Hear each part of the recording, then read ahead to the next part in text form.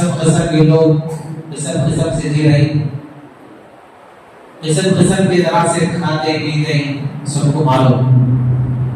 اب یہاں پر آپ صلی اللہ علیہ وسلم کو دیکھو، جس کی زندگی قربان جائے، جن پر ہمیں عاشق آج بولیں گے، آج ہم ضرور ہیں بھی قابل، اس لیے کہ ہم اگر ان میں ہو جائے تو ہمارا نبی صلی اللہ علیہ وسلم کی پوری زندگی سادگی میں گزری ہے۔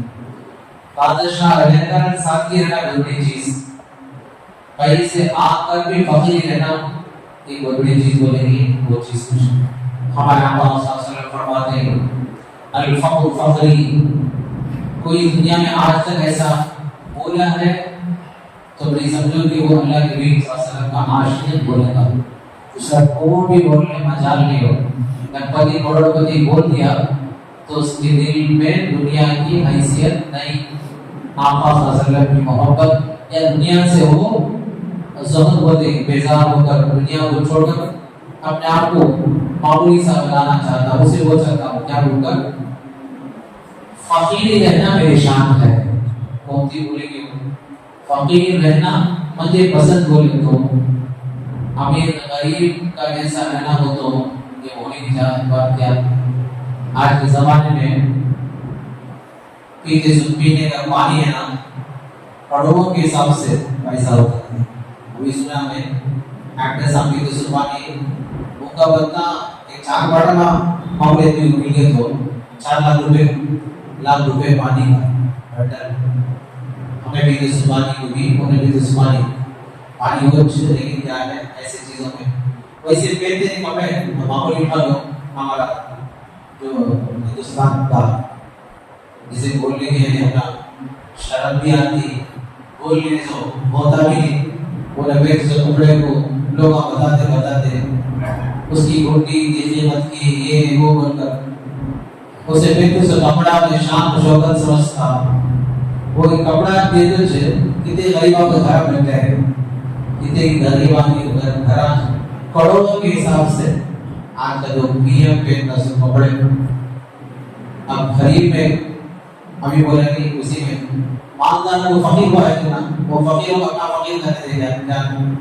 ریلائنس اور جو جیو کمپنی کا شادی سب کو بات کرا نہیں کیا اچھا کام کرا وہ نہیں معلوم، پورے پہنے سے کپڑے ہزاروں کے حساب سے کروڑوں کے حساب سے ہزار بنا دیں کروڑوں کے حساب سے سننے کا لباس ایسا پین ہوگا وہ نہ سننے کی ضرورت ہوگا، ضرورت بولے سے زیادہ ریچارج کرنے کے قابل وہ بھی بڑا تھا لوگ آتے تو اس کی شادی تو نہ بڑی طرف چھوڑ دے معمولی کی سو ریچارج بھی ضرورت اس سے ضرورت کی طرح کنڈیشن پڑا نہیں تھا وہی بڑھ گیا، اب کوئی انہیں اپنا فقیر کہتا ہے فقیر ہو گیا ہے۔ تو بڑھا ہمارے آقا صلی اللہ علیہ وسلم کی زندگی کبھی بھی سوچ کر تعجب ہوگا آگے شان نہیں گزارے، کپڑا پہنے جو کیسا کپڑا پہنے، کھائے زندگی میں تو کیا کھائے، آج افضل رحمت کے کھانے کا دعوت میں بولتے یہ تھا 2 میٹھے اور ایک میٹھا رہتا تو بھی اچھا رہتا ایسا میرا آقا قربان جاؤ زندگی بھر آٹا جھنپن کھائے سجو پھوک کو کھانے کی عادت جو تھا ہو گیا جل کو نہیں ہمیں جلدی میں جن کو بھاری کاٹا اس میں بھی ذرا تعجب ہوتا، اس میں بھی بڑے قسم کے کھانے کی چیزاں یہ سب دیکھ کر حضرت عمر رضی اللہ عنہ کب ہوئے معلوم قسم قسم کے کھانے پر رکھے گئے، اللہ کے نبی کے چاہنے والوں کی عادت وہ آیت یاد آ گئی لتسألن یومئذ عن النعیم، اگر اللہ پوچھ گا نعمتوں کے بارے میں قسم قسم کے کھانے کے بارے میں کیا جواب دوں گا،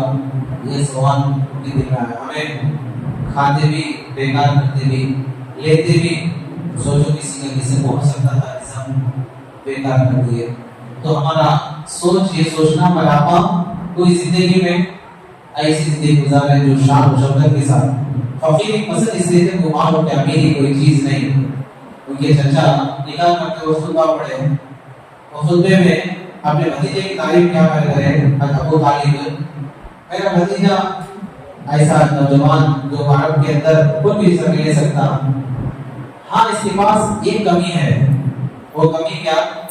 مال کی کمی ہے، مال تو ایک دھرتی کی چھاؤں ہے، وہ ادھر نہیں کبھی ادھر کی، लखपति करोड़पति हमेशा रह जाता है करोड़पति, चाहो इधर नहीं तो उधर हो सकता।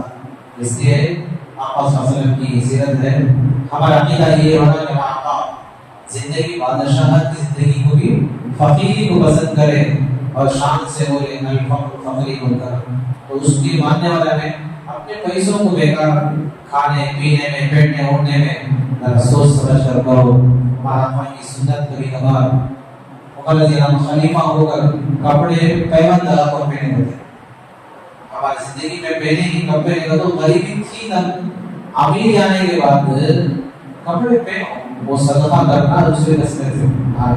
आज जाने सब चीजें हैं, तो अल्लाह से दुआ करेंगे ऐसे उलमा को बुलाकर इंशाअल्लाह हज़रत का उम्मा में जो है नबी की बादशाह सादगी इसे अशार पढ़ने में बोलते बार नबी की सादगी अच्छी लगी, खुशरवी अच्छी लगी, ना सरवरी अच्छी लगी, हमको मदीने की गली अच्छी लगी, मदीने की नबी की सादगी अच्छी लगी। सादा रहना ये बहुत बड़ी चीज, अमीर हो लेकिन सादा सीधा सोच से मिलना बोलना ये आदत होना आका सल्लल्लाहु की सुन्नत। आका पर सुनती आप भी फजर में पढ़ा था वो 1 मिनट का वजह से 5 मिनट का वजह से इंदा में कमल में बिल्कुल है इसी दुनिया तो उसमें बरकत हुई। आका सल्लल्लाहु अलैहि किसी चीज पर रख दे तो बरकत, तो हमारे हिसाब से क्या सोना तो सोना एक आसानी होती है, कुछ एक रुपया उसमें वो देते रहते आधा रिश्ता ऐसा सोना हाथ रखते ही पत्थर भी सोना होना नबी की शान है, दुनिया में किसी को बोल नहीं सकते। तो उस नबी की मिलाद में है, अल्लाह से दुआ करेंगे जितनी बातें सुनेंगे अमल की नियत करते हुए अपने अंदर वो लाना, अमल का जज्बा रहना और अमल तो के नबी वो जज्बा रहना। आज इसमें बड़े अफसोस की बात ये भी बोलना है, ये बोलने के लिए बोल दूँ आज अगर तुम्हें सुने दूसरों को सुनाओगे सुनने से चाहत अलग को दे रहा है, सुनना बैठना तो औरत मुझे ऐसे सर लोग हमारे लोग दीदाना हमारे मुसलमान हमारे ही हमारे लोग सुनना हम लोग ही कैसे लगा इसमें शान शोकत है। नबी का कितना बड़ा है मैं सुनाता हूँ, नबी को पसंद है जो चीज़ ऐसा रहना, सुनना बैठने से उसकी इज्जत बढ़ जाती, उल्टा हराम काम करे जैसा सुनना जो उधर से सब पर रहता हराम का गिनता उसे पहुंच गई इस रिकॉर्ड में हराम का सवाब नहीं बेटा अजाब पहुंच जाएगा। नबी को पसंद इस चीज अल्लाह से दुआ अल्लाह ताला जिसे मना करे उसे मना होना, रेशम बाल बाल पहनना जायज, सुनना बाल बाल पहनना जायज। कितने ही लोग रेशम के कपड़े पहनना ये शान समझते हैं, आका की सुन्नत नहीं है। अल्लाह ताला हिदायत से पर अमल को इंशाअल्लाह और इंशाअल्लाह मैं जरूर करूंगा।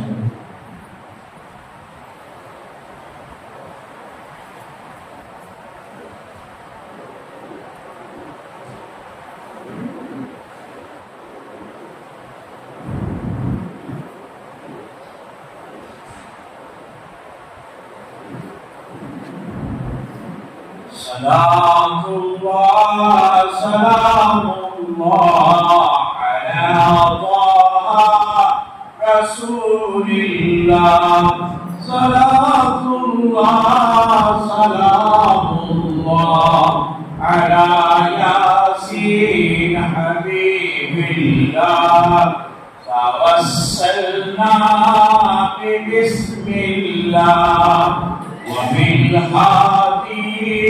رسول الله وكل مجاهد لله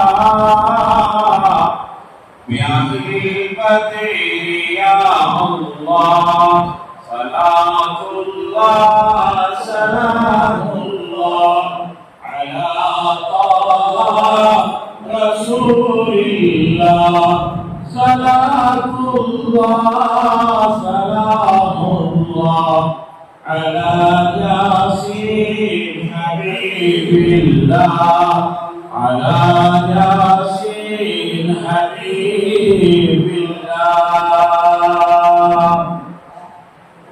الحمد لله رب العالمين، والصلاة والسلام على أشرف الأنبياء والمرسلين وعلى آله وأصحابه أجمعين، أما بعد.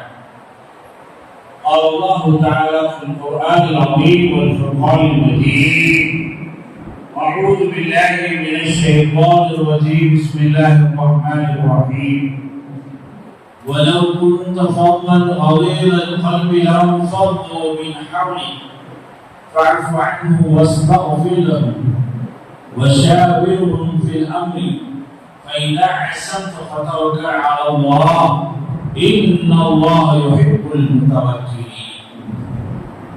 وقال رسول الله صلى الله عليه وسلم الفقر فخري أفتخر به على سائر الأنبياء أو كما قال عليه الصلاة والسلام.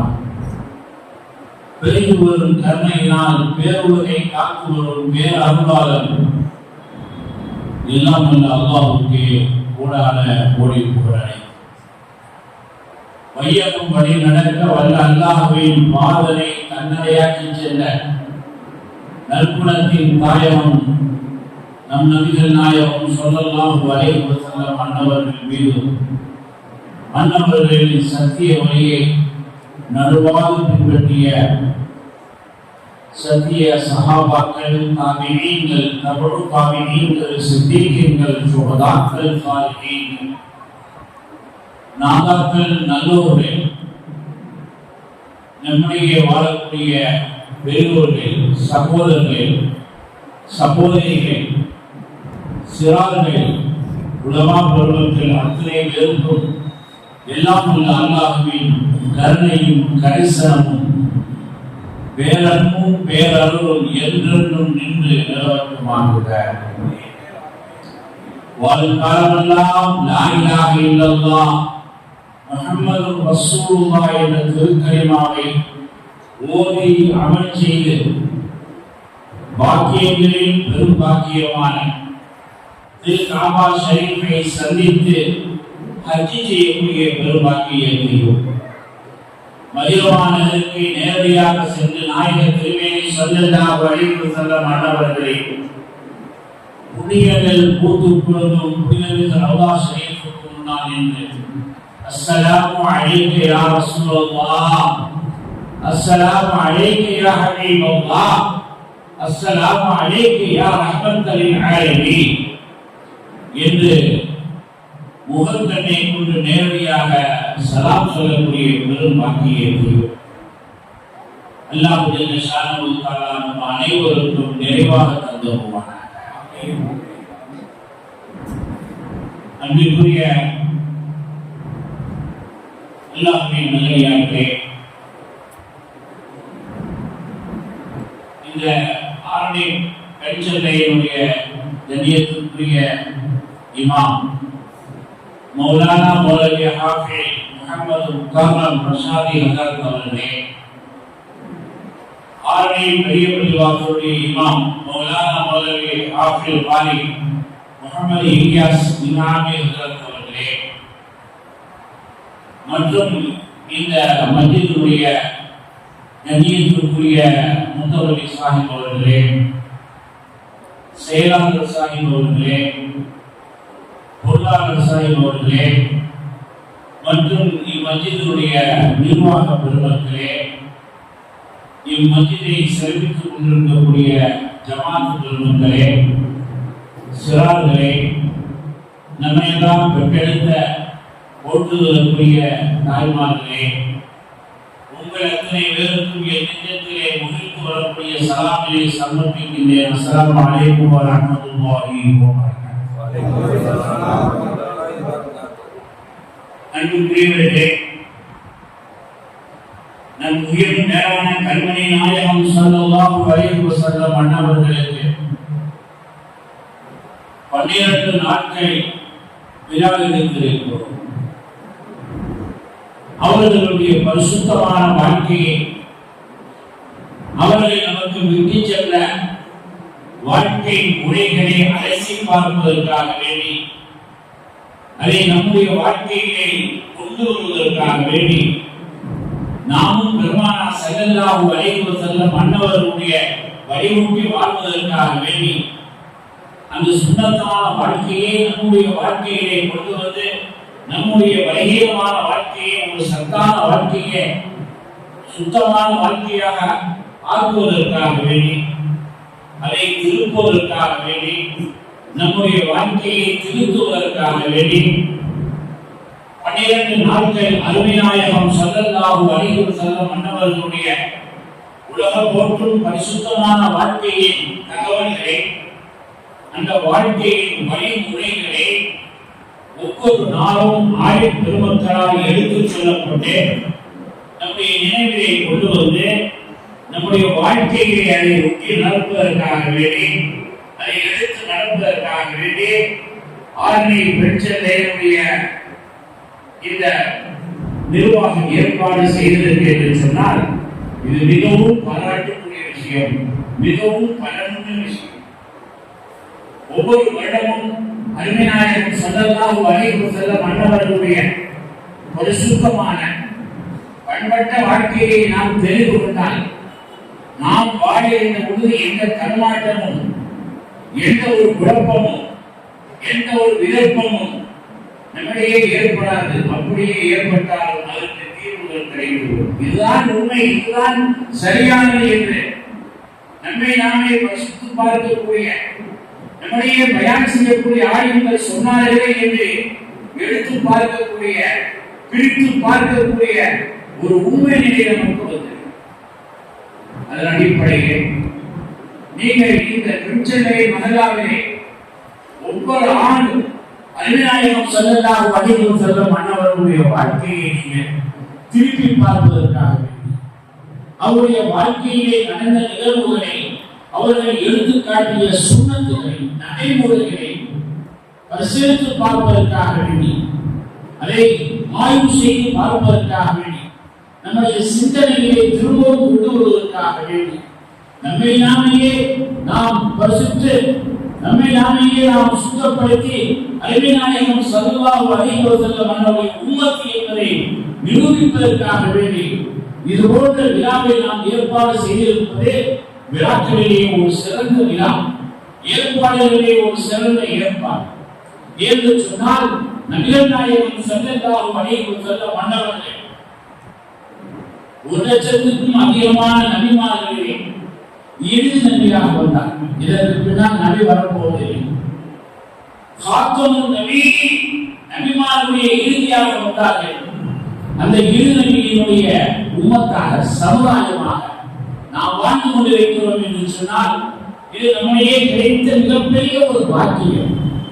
நாயகம் ஸல்லல்லாஹு அலைஹி வஸல்லம் அன்னவர்கள் இந்த உலகத்திலே தனித்துவமான ஒரு சிறப்புமிக்க வாழ்க்கையை எடுத்து காட்டினார்கள்.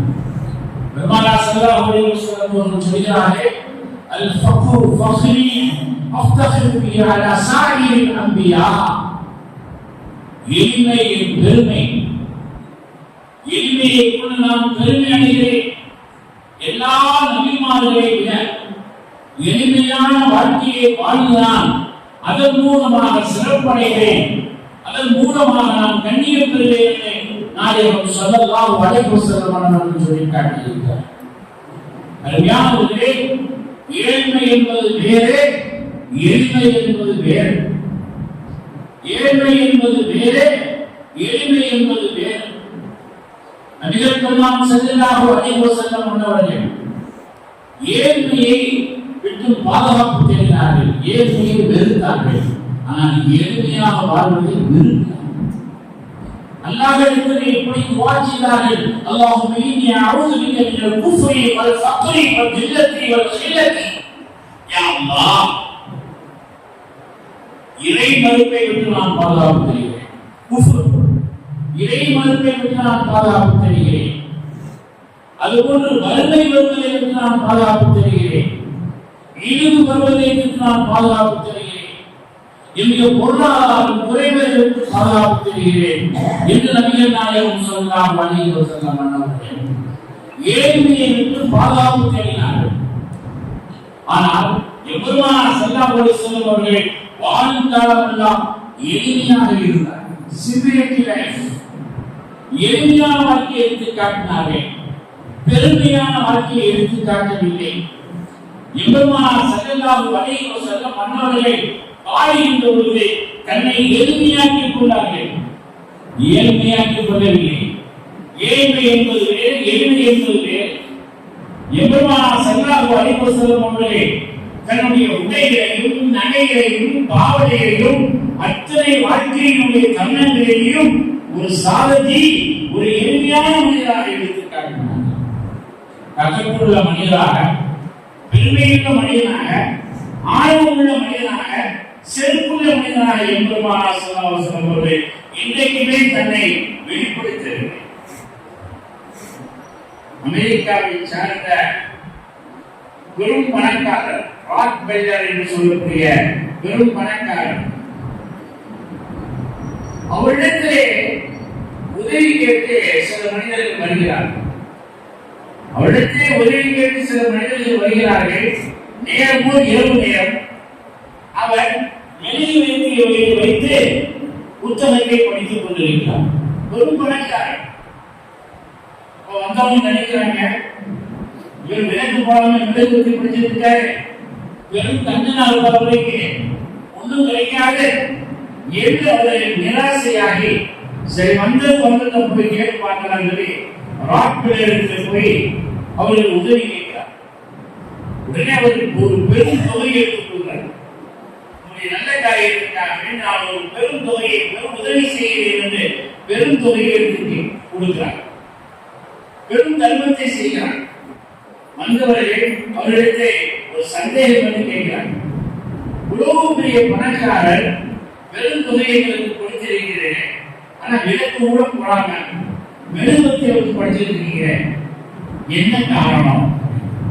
அப்ப அந்த ராக் பெல்லர் சொல்லி காட்டிட்டா, விலக்கு போட்டா எல்லா இடத்தையும் வெளிச்சம் வந்துடும். மெழுகுவர்த்தி என்பது எனக்கு பொதுவான வெளிச்சத்தை கொடுக்கும், நான் படிப்பதற்கு தேவையான வெளிச்சத்தை கொடுக்கும், என் புத்தகத்துக்கு மட்டும் வெளிச்சம் கொடுக்கும். இப்படி நான் ஒரு எளிமையான முறையிலே என்னுடைய வாழ்க்கையை நான் மாற்றிக்கொண்ட காரணத்தினால் உங்களுக்கெல்லாம் அதிகமாக உதவி செய்ய முடியாது. இன்னைக்கு மற்றவர்களுக்கு நாம் ஏன் உதவி செய்ய முடியவில்லை? நாம் சம்பாதிப்பது நமக்கே போடவில்லை, நாம் உழைப்பது நமக்கே பொதுவாகவில்லை. இந்த சேலத்திலே ஓபி ஆதியார் என்று ஒருவர் இருந்தார். ஒரு பெரிய பணக்காரர், டூர் ஃபேக்டரி வைத்திருக்கிறார். அந்த ராஜார் அவர்கள் மிக எளிமையாக இருப்பாங்க. அப்படி 6 மகன்கள் கார்ல போவாங்க, ஃபேக்டரி மாதிரி இருக்காங்க, அவங்க ஃபேமிலியோட கார்ல போவாங்க. ஆனா அந்த கம்பெனியை உருவாக்கிய அந்த ஓனர் ஓபி ராஜார் அவர்கள் நடையாகத்தான் செல்வாங்க, நடையாகத்தான் கொண்டு வருவார்கள், நடையாகத்தான் தன் இல்லத்திற்கு திரும்பி செல்வார்கள். அவர்கள் 86 வயது வரைக்கும் ஆரோக்கியமாக இருந்தார். காரணம் அந்த எளிமையான வாழ்க்கை. அவர்களுடைய கம்பெனிக்குள்ள அவர்களை ஒரு நாள் செய்கின்ற போது வாட்சிக்குள்ள லோன் பண்ணிடும். நீங்க யாருங்க அப்படின்னு, ஏன்னா 9,00,000 ஒப்படைச்சிட்டார். அப்போ ஓடி வந்து வாப்பா எங்க வாப்பா அவரு அப்படின்னு அவங்க அழைச்சிட்டு போறாங்க. அந்த அளவுக்கு எளிமையாக இருந்தார்கள் அந்த வாத்தியார் அவர்கள். இன்றைக்கு அவருடைய பிள்ளைகள் மிக சிறப்பாக சீராக ஐந்தார தொழிலாளிகளாக வாழ்ந்து கொண்டிருக்கிறார். நபிகள் பெருமான் ஸல்லல்லாஹு அலைஹி வஸல்லம் அன்னவர்களே இந்த உலக மக்களுக்கு உண்மையான வாழ்க்கையை எடுத்து காமித்தார். ஜோடனையான வாழ்க்கையை, நடிப்பான வாழ்க்கையை எடுத்து காட்டவில்லை. உண்மையான வாழ்க்கையை, தத்துவமான வாழ்க்கையை, இயற்கையான வாழ்க்கையை நபிகள் பெருமான் ஸல்லல்லாஹு அலைஹி வஸல்லம் எடுத்து காட்டினார். எளிமை எனக்கு பெருமை தெரிகிறது என்று நபிகள் நாயகம் ஸல்லல்லாஹு அலைஹி வஸல்லம் அவர்கள் சொல்லியிருக்கிறார். ஆக சிம்பிளிட்டியாக எளிமையாக வாழ்வதனால் நாம் இந்த உலகத்திலே சிறப்பாக வாழலாம், நம்முடைய சந்ததிகளும் சிறப்பாக வாழும். நபிகள் பெருமான் ஸல்லல்லாஹு அலைஹி வஸல்லம் அவர்களை பார்ப்பதற்காக வேண்டி ஒரு மனிதர் வருகிறார். பெருமானாரை சந்தித்தவுடன் அவருடைய கைகாலெல்லாம் நடுங்கிறது. வெளியே கேள்விப்பட்டாரு, முகமது நபி மிகப்பெரிய ஒரு நபி, அவருடைய ஃபாலோவர்ஸ்கள் அதிகமாக இருக்கிறார்கள், அவருடைய தொண்டர்கள் அதிகமாக இருக்கிறார்கள் என்று வெளியே அவர்களை பற்றி நிறைய கேள்விப்பட்டார். அவர்களை நேரடியாக பார்த்தவுடன் அந்த மனிதருக்கு அவருடைய உறுப்புகள் எல்லாம் துடிக்கிறது. அவர் நடுங்கி போகிறார். அப்பொழுது நபிகள் நாயகம் ஸல்லல்லாஹு அலைஹி வஸல்லம் அந்த மனிதரை பார்த்து சொன்னார்கள், யா அபூ அலைக்க அன இப்னு இம்ரஅத்தின் தகுனு கதீத லைஸ பிமலி. ஓ மனிதனே, நீ உன்னை இலட்சமாக ஆக்கிக்கொள், உன்னை நீ மென்மையாக ஆக்கிக்கொள். நான் யார் தெரியுமா? சாதாரணமாக உப்பு கண்டம் சாப்பிடக்கூடிய, உப்பு கண்டம் தெரியும், உப்பு கண்டம் சாப்பிடக்கூடிய ஒரு பெண்ணுடைய மகனாக இருக்கிறேன். நான் ஒரு அரசன், சாதாரண குடிமகன் என்று நபிகள் நாயகம் ஸல்லல்லாஹு அலைஹி வஸல்லம் தன்னை சந்திக்க வந்து உறுப்புகள் தடுமாறக்கூடிய நடுங்கக்கூடிய அந்த மனிதரை பார்த்து சொன்னார்கள், உன்னை நீ எளிமையாக ஆக்கிக் கொள் என்று சொன்னார். ஆனால் நபிகள் நாயகம் ஸல்லல்லாஹு அலைஹி வஸல்லம் அவர்கள் தங்களுடைய கடந்த காலத்தை மறக்கவில்லை. நீங்க நிறைய பேர் மறந்துடுறோம். தற்காலத்தில் நாம் செல்வதாக இருக்கிறான், தற்காலத்திலே மாளிகையில் இருக்கிறான், தற்காலத்தில் மிகப்பெரிய சொகுசுக்காக இருக்கிறான். ஆனால் நம்முடைய கடந்த காலத்தை நாம் மறந்து விடுகிறோம்.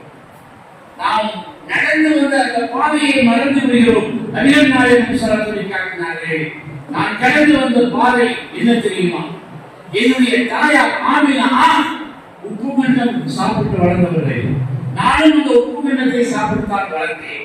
அப்படி ஒரு சாதாரண தாயுடைய மகன் என்று தன்னுடைய முன்னாளுடைய நிலையை நபிகள் நாயகம் ஸல்லல்லாஹு அலைஹி வஸல்லம் எடுத்து பார்த்தார்கள் என்று சொன்னால், எடுத்து நினைத்தார்கள் என்று சொன்னால், நாமும் நம்முடைய வாழ்க்கையை முன்னாடி திருப்பி பார்க்க வேண்டும். நம்முடைய தந்தை எப்படி இருந்தார்கள், நம்முடைய தந்தையின் தந்தை எப்படி வாழ்ந்தார்கள்?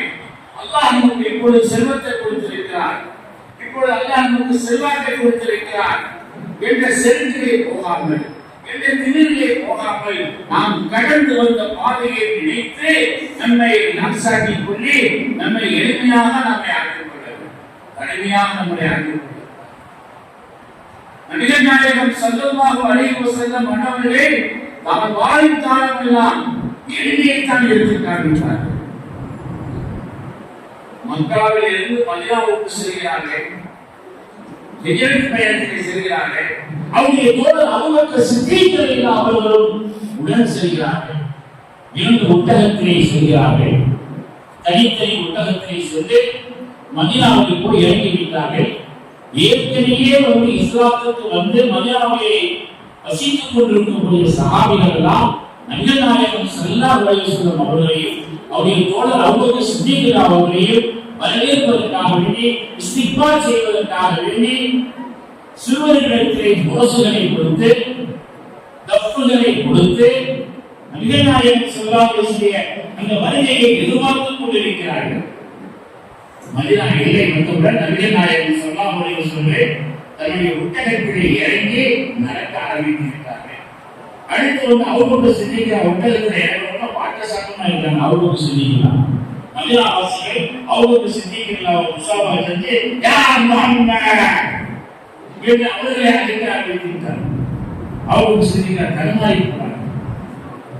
முஹம்மது ஏற்றி அம்மாமி முஹம்மது ஸல்லல்லாஹு அலைஹி வஸல்லம் முன்னால் நினைக்கிறார்கள்.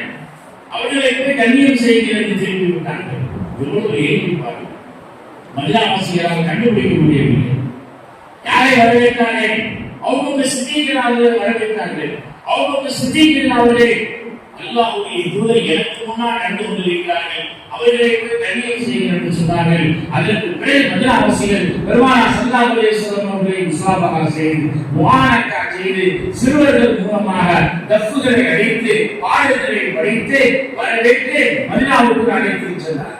சிறுவர்கள் பாடல்கள் படித்தார்கள்.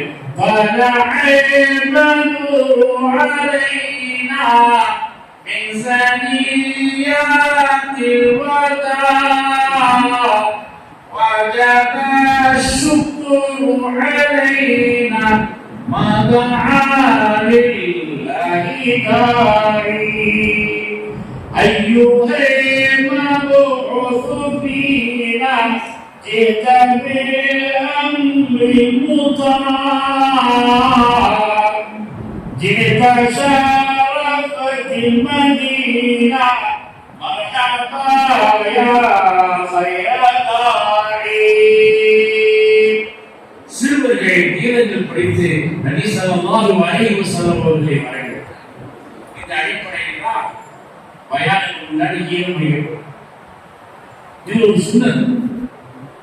நபி ஸல்லல்லாஹு அலைஹி வஸல்லம் அவர்களை மகிழ்ச்சிப்படுத்துவதற்காக வேண்டி அவர்களை வரவேற்பதற்காக மதீனத்து செல்வர்களை கீதம் படித்தார்கள். அந்த அடிப்படையில் தான் பள்ளியாசல் கீதம் படிக்கப்பட்டு மௌலூத். நம்ம இது தெரியாம இந்த அடிப்படை தெரியாம இந்த ஆதாரம் தெரியாம சொல்றது பொறுப்போம். பள்ளியாசல் பார்க்க அடிப்படை தெரியாது. தினமணியை பார்ப்பான், தினத்தந்தியை பார்ப்பான், குர்ஆனை பார்க்க மாட்டான், ஹதீஸை பார்க்க மாட்டான், வரலாறு பார்க்க மாட்டான். பெரிய மேலாளர் மாதிரி பேசுவான். பள்ளியாசலுக்குள்ள பாட்டு பிடிக்கிறதா மௌலூத் ஓதுறதாமா. ஆக அறியாமையின் வெளிப்பாடு நபிகள் நாயகம் ஸல்லல்லாஹு அலைஹி வஸல்லம் அவர்களை அந்த சிறுவர்கள் பாட்டு பிடித்து வரவேற்றார்கள். எங்கள் மீது நிலவு உதித்து விட்டது. நிலவு என்று சொன்னால் இந்த 14ஆம் பிறைக்கு தான் நிலவுன்னு சொல்லுவாங்க. நபிகள் நாயகம் ஸல்லல்லாஹு அலைஹி வஸல்லம் அவர்களை நிலவுக்கு ஒப்பிட்டு பேசினார்கள். எங்கள் மீது முழுமையான நிலவு வந்து விட்டது. எங்கிருந்து வந்து விட்டது? என் சகியாத்தில் வந்தா மலைப்பகுதியினுடைய மேற்கிலிருந்து வந்து விட்டது.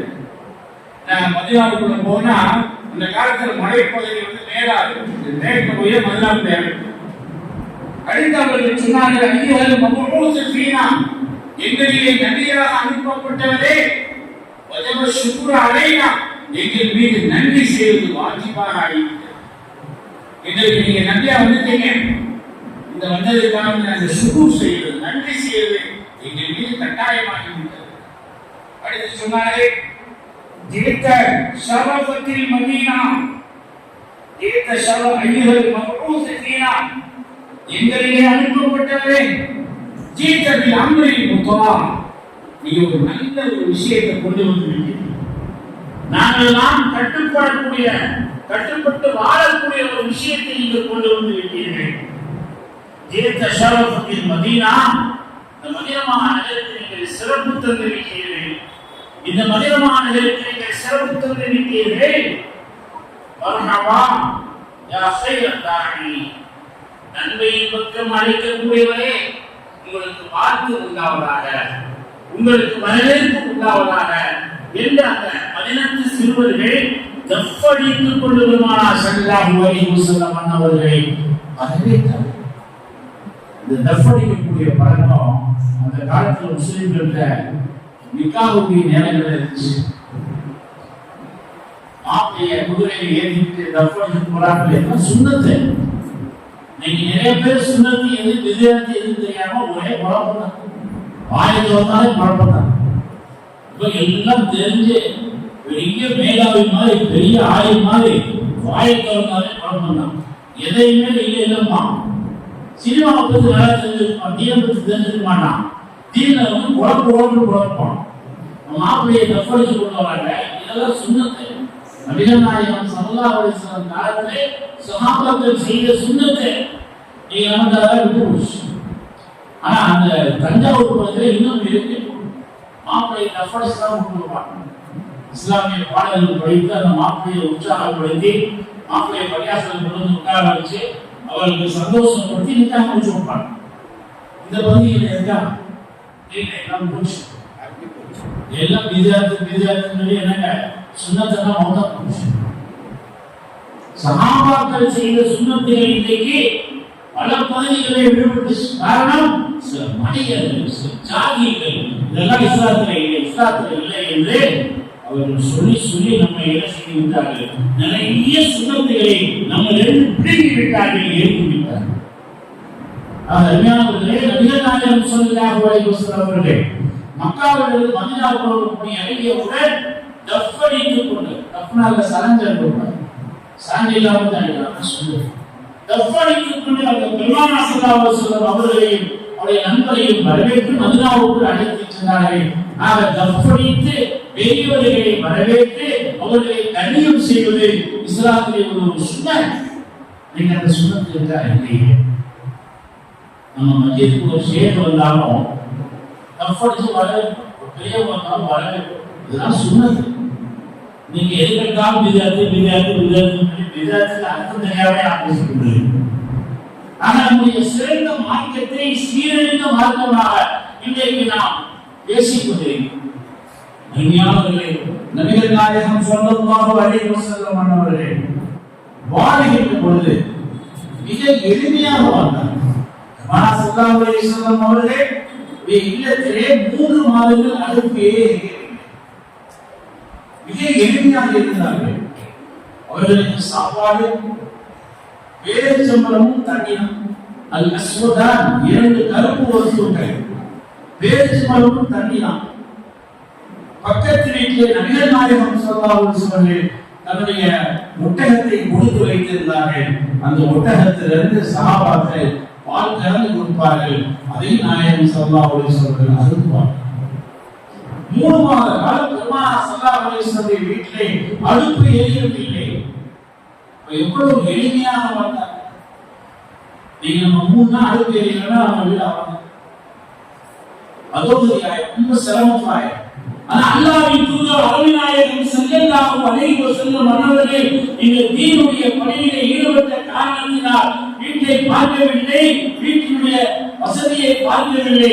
3 மாத காலம் அடுப்பு எரியாமல் வெறும் தண்ணீரும் பேரிச்சம்பழமும் பாலும் குடித்தவர்கள் இந்த தீனுல் இஸ்லாத்தை படைத்தார்கள் என்று சொன்னால் அந்த அருமைநாயகம் ஸல்லல்லாஹு அலைஹி வஸல்லம் அவர்களுடைய எளிமையான வாழ்க்கையை எடுத்து பாருங்கள். பெருமானார் ஸல்லல்லாஹு அலைஹி வஸல்லம் அன்னவர்களே எப்பொழுதும் கட்டிலே படுத்ததில்லை, வாயிலாம் இருப்பார்கள். ஈச்சமர குச்சிகளால் மேயப்பட்ட தயாரிக்கப்பட்ட பாயிலை கொடுத்திருப்பார்கள் பெருமானார் ஸல்லல்லாஹு அலைஹி வஸல்லம். ஒரு நாள் செய்யனா உமர் அவர்கள் பெருமானார் ஸல்லல்லாஹு அலைஹி வஸல்லம் வீட்டுக்கு வருகிறார்கள். நாயகம் ஸல்லல்லாஹு அலைஹி வஸல்லம் பாயிலை கொடுத்திருக்கிறார்கள். அவருடைய மேலே எல்லாம் அந்த பாயினுடைய தடங்கள் பதிந்திருக்கிறது. அந்த பாயினுடைய கீழல்கள் படித்திருக்கிறது. இதை பார்த்தவுடன் செய்தா உமர் அவர்கள் அழுதுவிட்டார். நாயகமே, நீங்கள் செய்யது அம்பியா நபிமார்களுக்கு தலைவராக இருக்கிறீர்கள், செய்யுள் மூமின்களுக்கு தலைவராக இருக்கிறீர்கள். நீங்கள் இந்த பாயிலை படுத்தி உங்களுடைய உடம்பை நீங்கள் ரணப்படுத்திக் கொள்கிறீர்கள், வேறுபடுத்திக் கொள்கிறீர்கள். நீங்கள் கிஸ்ரா கைசர் மன்னர்களை போன்ற பஞ்சனைகளை படைக்க வேண்டாமா, பஞ்சிமத்தையை நீங்கள் உலக வேண்டாமா என்று உமரில் அவர்கள் தன்னுடைய ஆனந்தத்தை வெளிப்படுத்துகிறார்கள், தன்னுடைய மேலான இடத்தை வெளிப்படுத்துகிறார்கள். அப்பொழுது நாயகம் ஸல்லல்லாஹு அலைஹி வஸல்லம் அவர்கள் சொன்னார்கள்,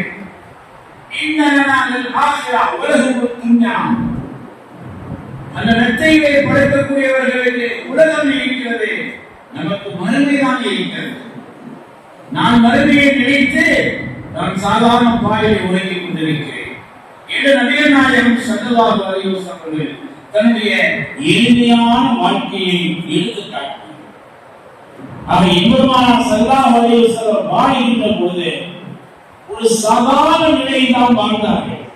ஆடம்பரமான போக்கே, சொகுசான போக்கே நபிகள் நாயகம் ஸல்லல்லாஹு அலைஹி வஸல்லம் ஒருபோதும் வாழவில்லை.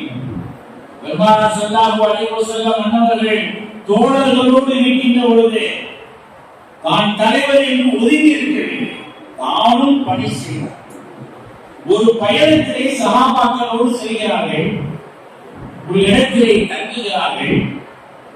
அங்கே சமையல் செய்வதற்காக வேண்டி சஹாபாக்கள் தயாராகிறார்கள்.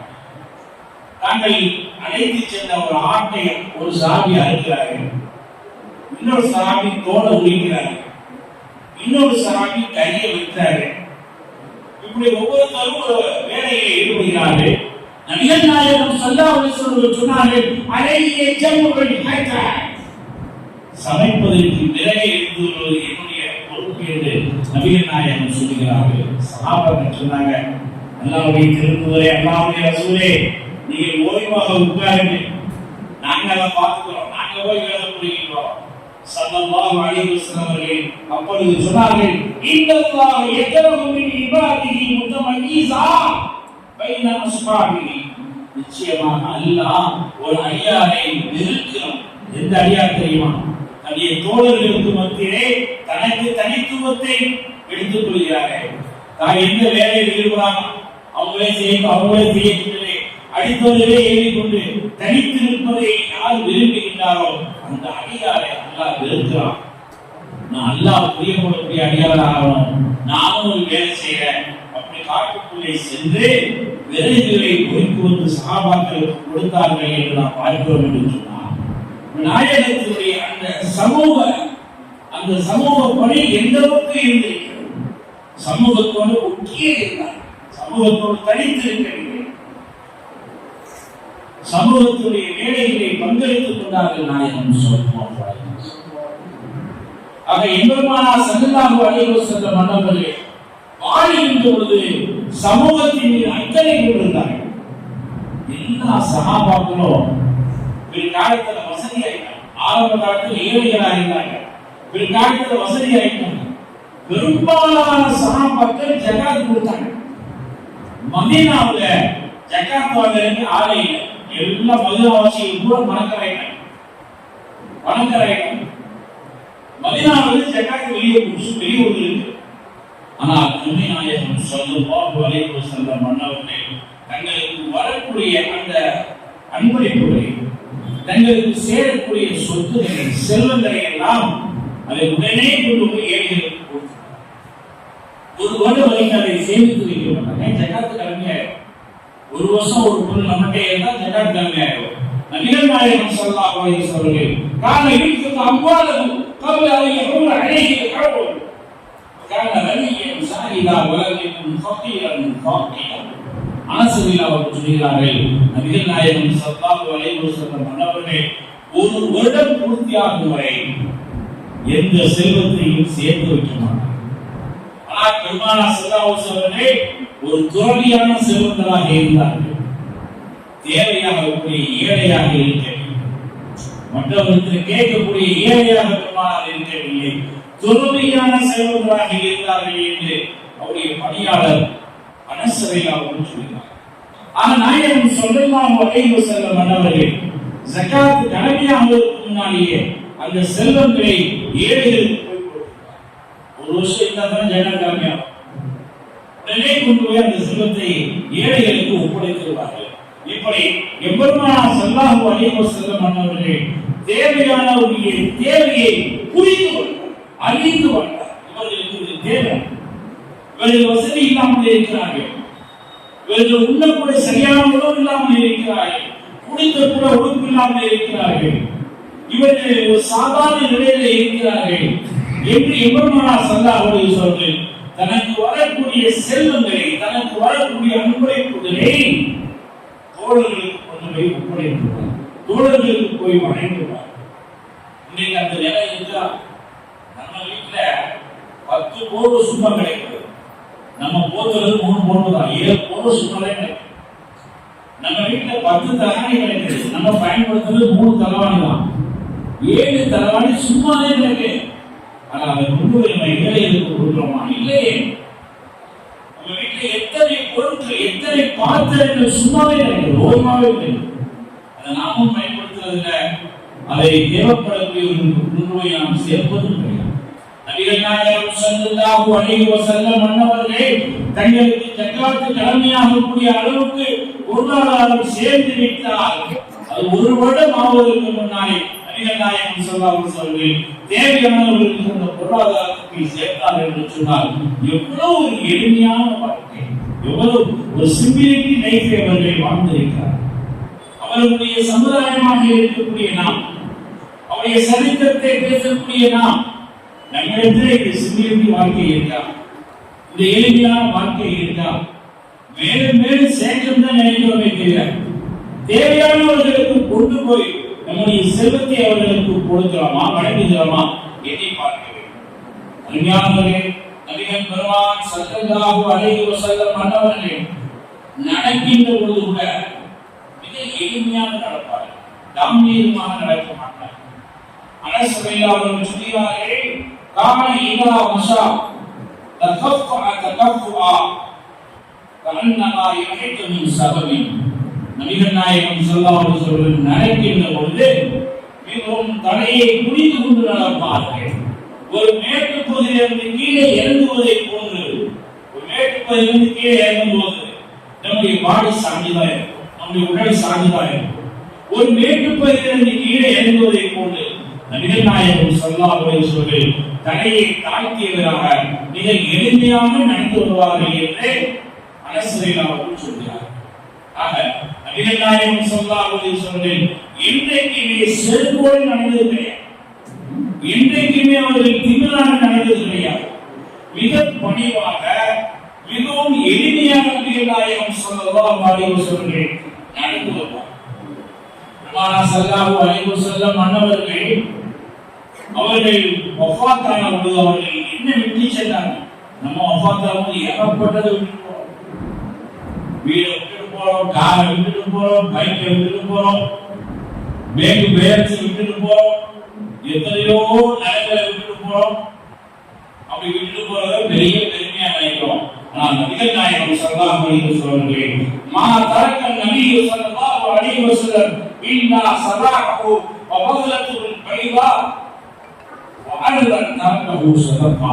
நபிகள் நாயகம் ஸல்லல்லாஹு அலைஹி வஸல்லம் இந்த உலகத்தை விட்டு மௌத்தாகின்ற பொழுது மூணே மூணு பொருளை விட்டு போனாங்க, சில ஆயுதங்களை விட்டு போனாங்க. அதுபோன்று அவருடைய ஒரு கோவிலை கழுதை விட்டு போனாங்க. மூணாவது அவருடைய ஒரு நிலத்தை விட்டு போனாங்க, ஒரு நிலம். இந்த மூணத்தை விட்டு போனாங்க, வேற எதையுமே அவர்கள் இந்த மூணையும் தன்னுடைய குடும்பத்துக்கு விட்டு போனாங்களா? இல்லை இல்லை, அதையும் பொது சொத்தாக விட்டு போனாங்க.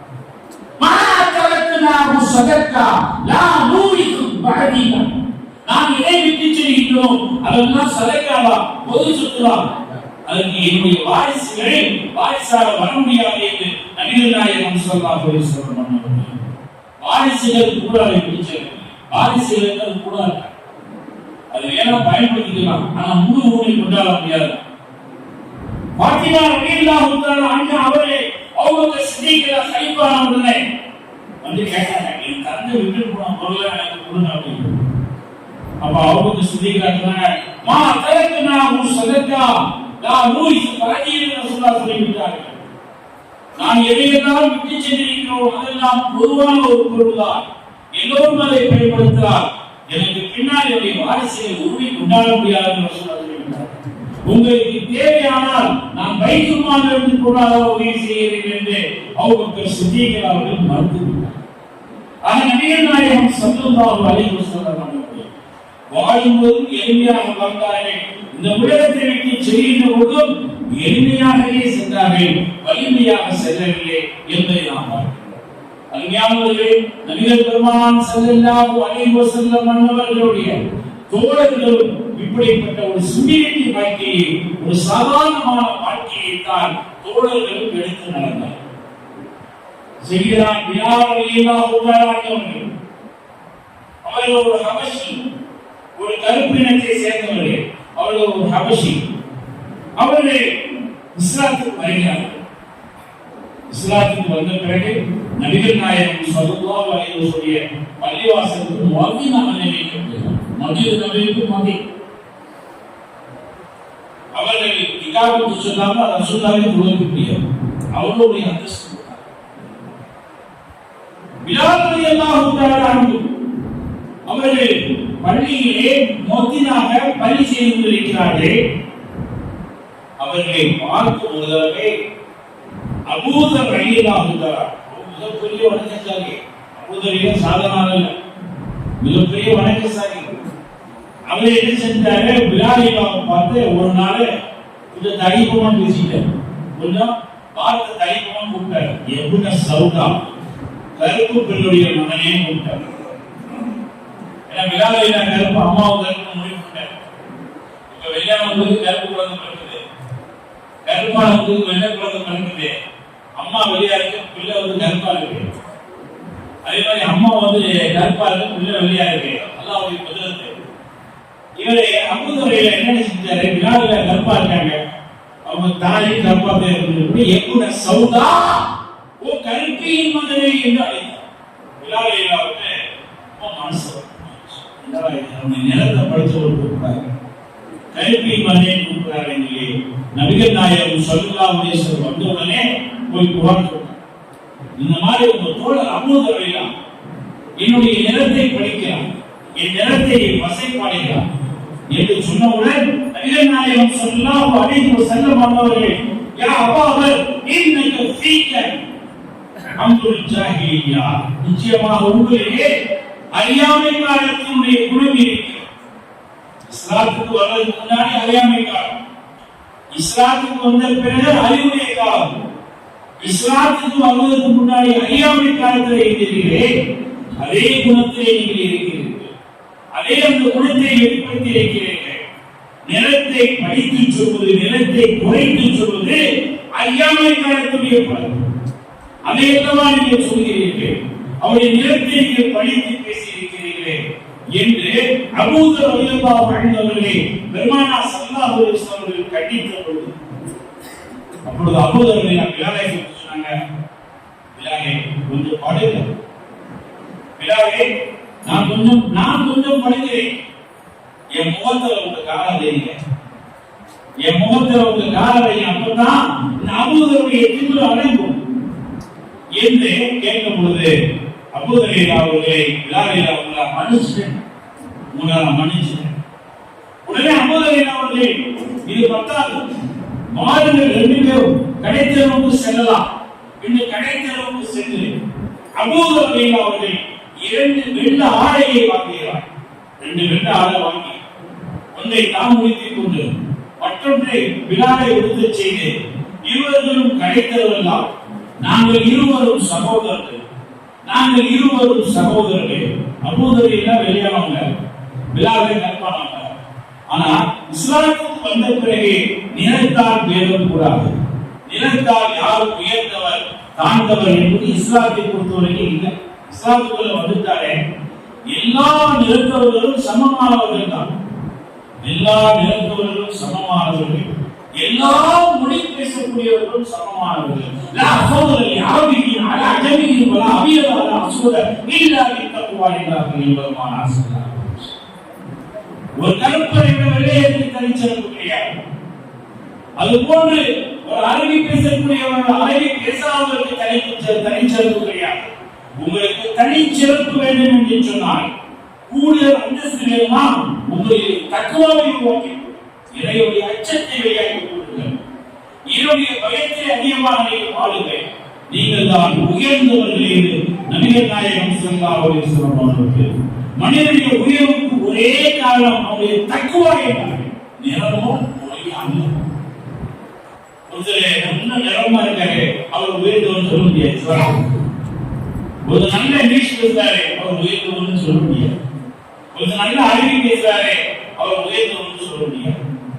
ஆக நிறங்களும் அது போன்ற மொழிகளும் ஒரு மனிதனுடைய உயர்வுக்கு காரணம் அல்ல. மனிதன் உயர வேண்டுமா, அவன் தக்வாவோடு வாழ வேண்டும். தக்வா உள்ளவன் தான் மிக மிக சிறந்தவன் என்று நபிகள் நாயகம் ஸல்லல்லாஹு அலைஹி வஸல்லம் எடுத்துக்காட்டினார். அல்லாஹ் திருக்குர்ஆனில் அறிவித்தார், சூரா ஹுஜராத்தில் சொன்னார், இன் அஜ்ரம பின்னல்லாஹி தக்வா, நிச்சயமாக அல்லாஹ்விடத்திலே மிகவும் சங்கையானவர்கள் யார் தெரியுமா, உங்களிலே மிகவும் தக்வா உள்ளவர்கள் தான். நீங்க சமூகத்தில் யாரை சேர்ந்தவங்க? ஒரு 10 இன்ஸ்டிடியூட் படிச்சிருக்காங்க, அவங்க சிறந்தவங்களா? ஒரு 10 மாட மாடி வச்சிருக்காங்க, அவங்க சிறந்தவங்களா? 10 கார் வச்சிருக்காங்க, அவங்க சிறந்தவங்களா? 100 கோடி வச்சிருக்காங்க, அவங்க சிறந்தவங்களா? இந்த சகோதரர்களே, யார் சிறந்தவர்கள் சொன்னால் தக்வா உள்ளவர்கள் தான் சிறந்தவர்கள். அல்லாஹ்வும் அறிவிக்கிறான், அல்லாஹ்வுடைய தூதரும் அறிவிக்கிறார்.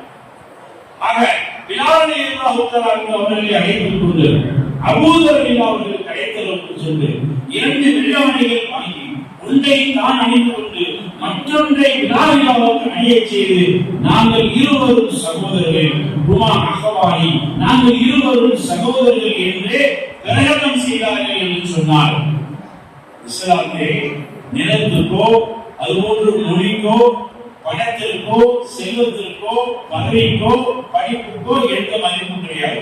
மதிப்பு வருவதெல்லாம் அவர்களிடத்திலே உள்ள இறையச்சம் தக்வாவின் மூலமாகத்தான் அவர்களுக்கு மதிப்பு வருகிறது என்று நபிகள் நாயகம் ஸல்லல்லாஹு அலைஹி வஸல்லம் அவர்கள் சொல்லி காட்டியிருக்கிறார்.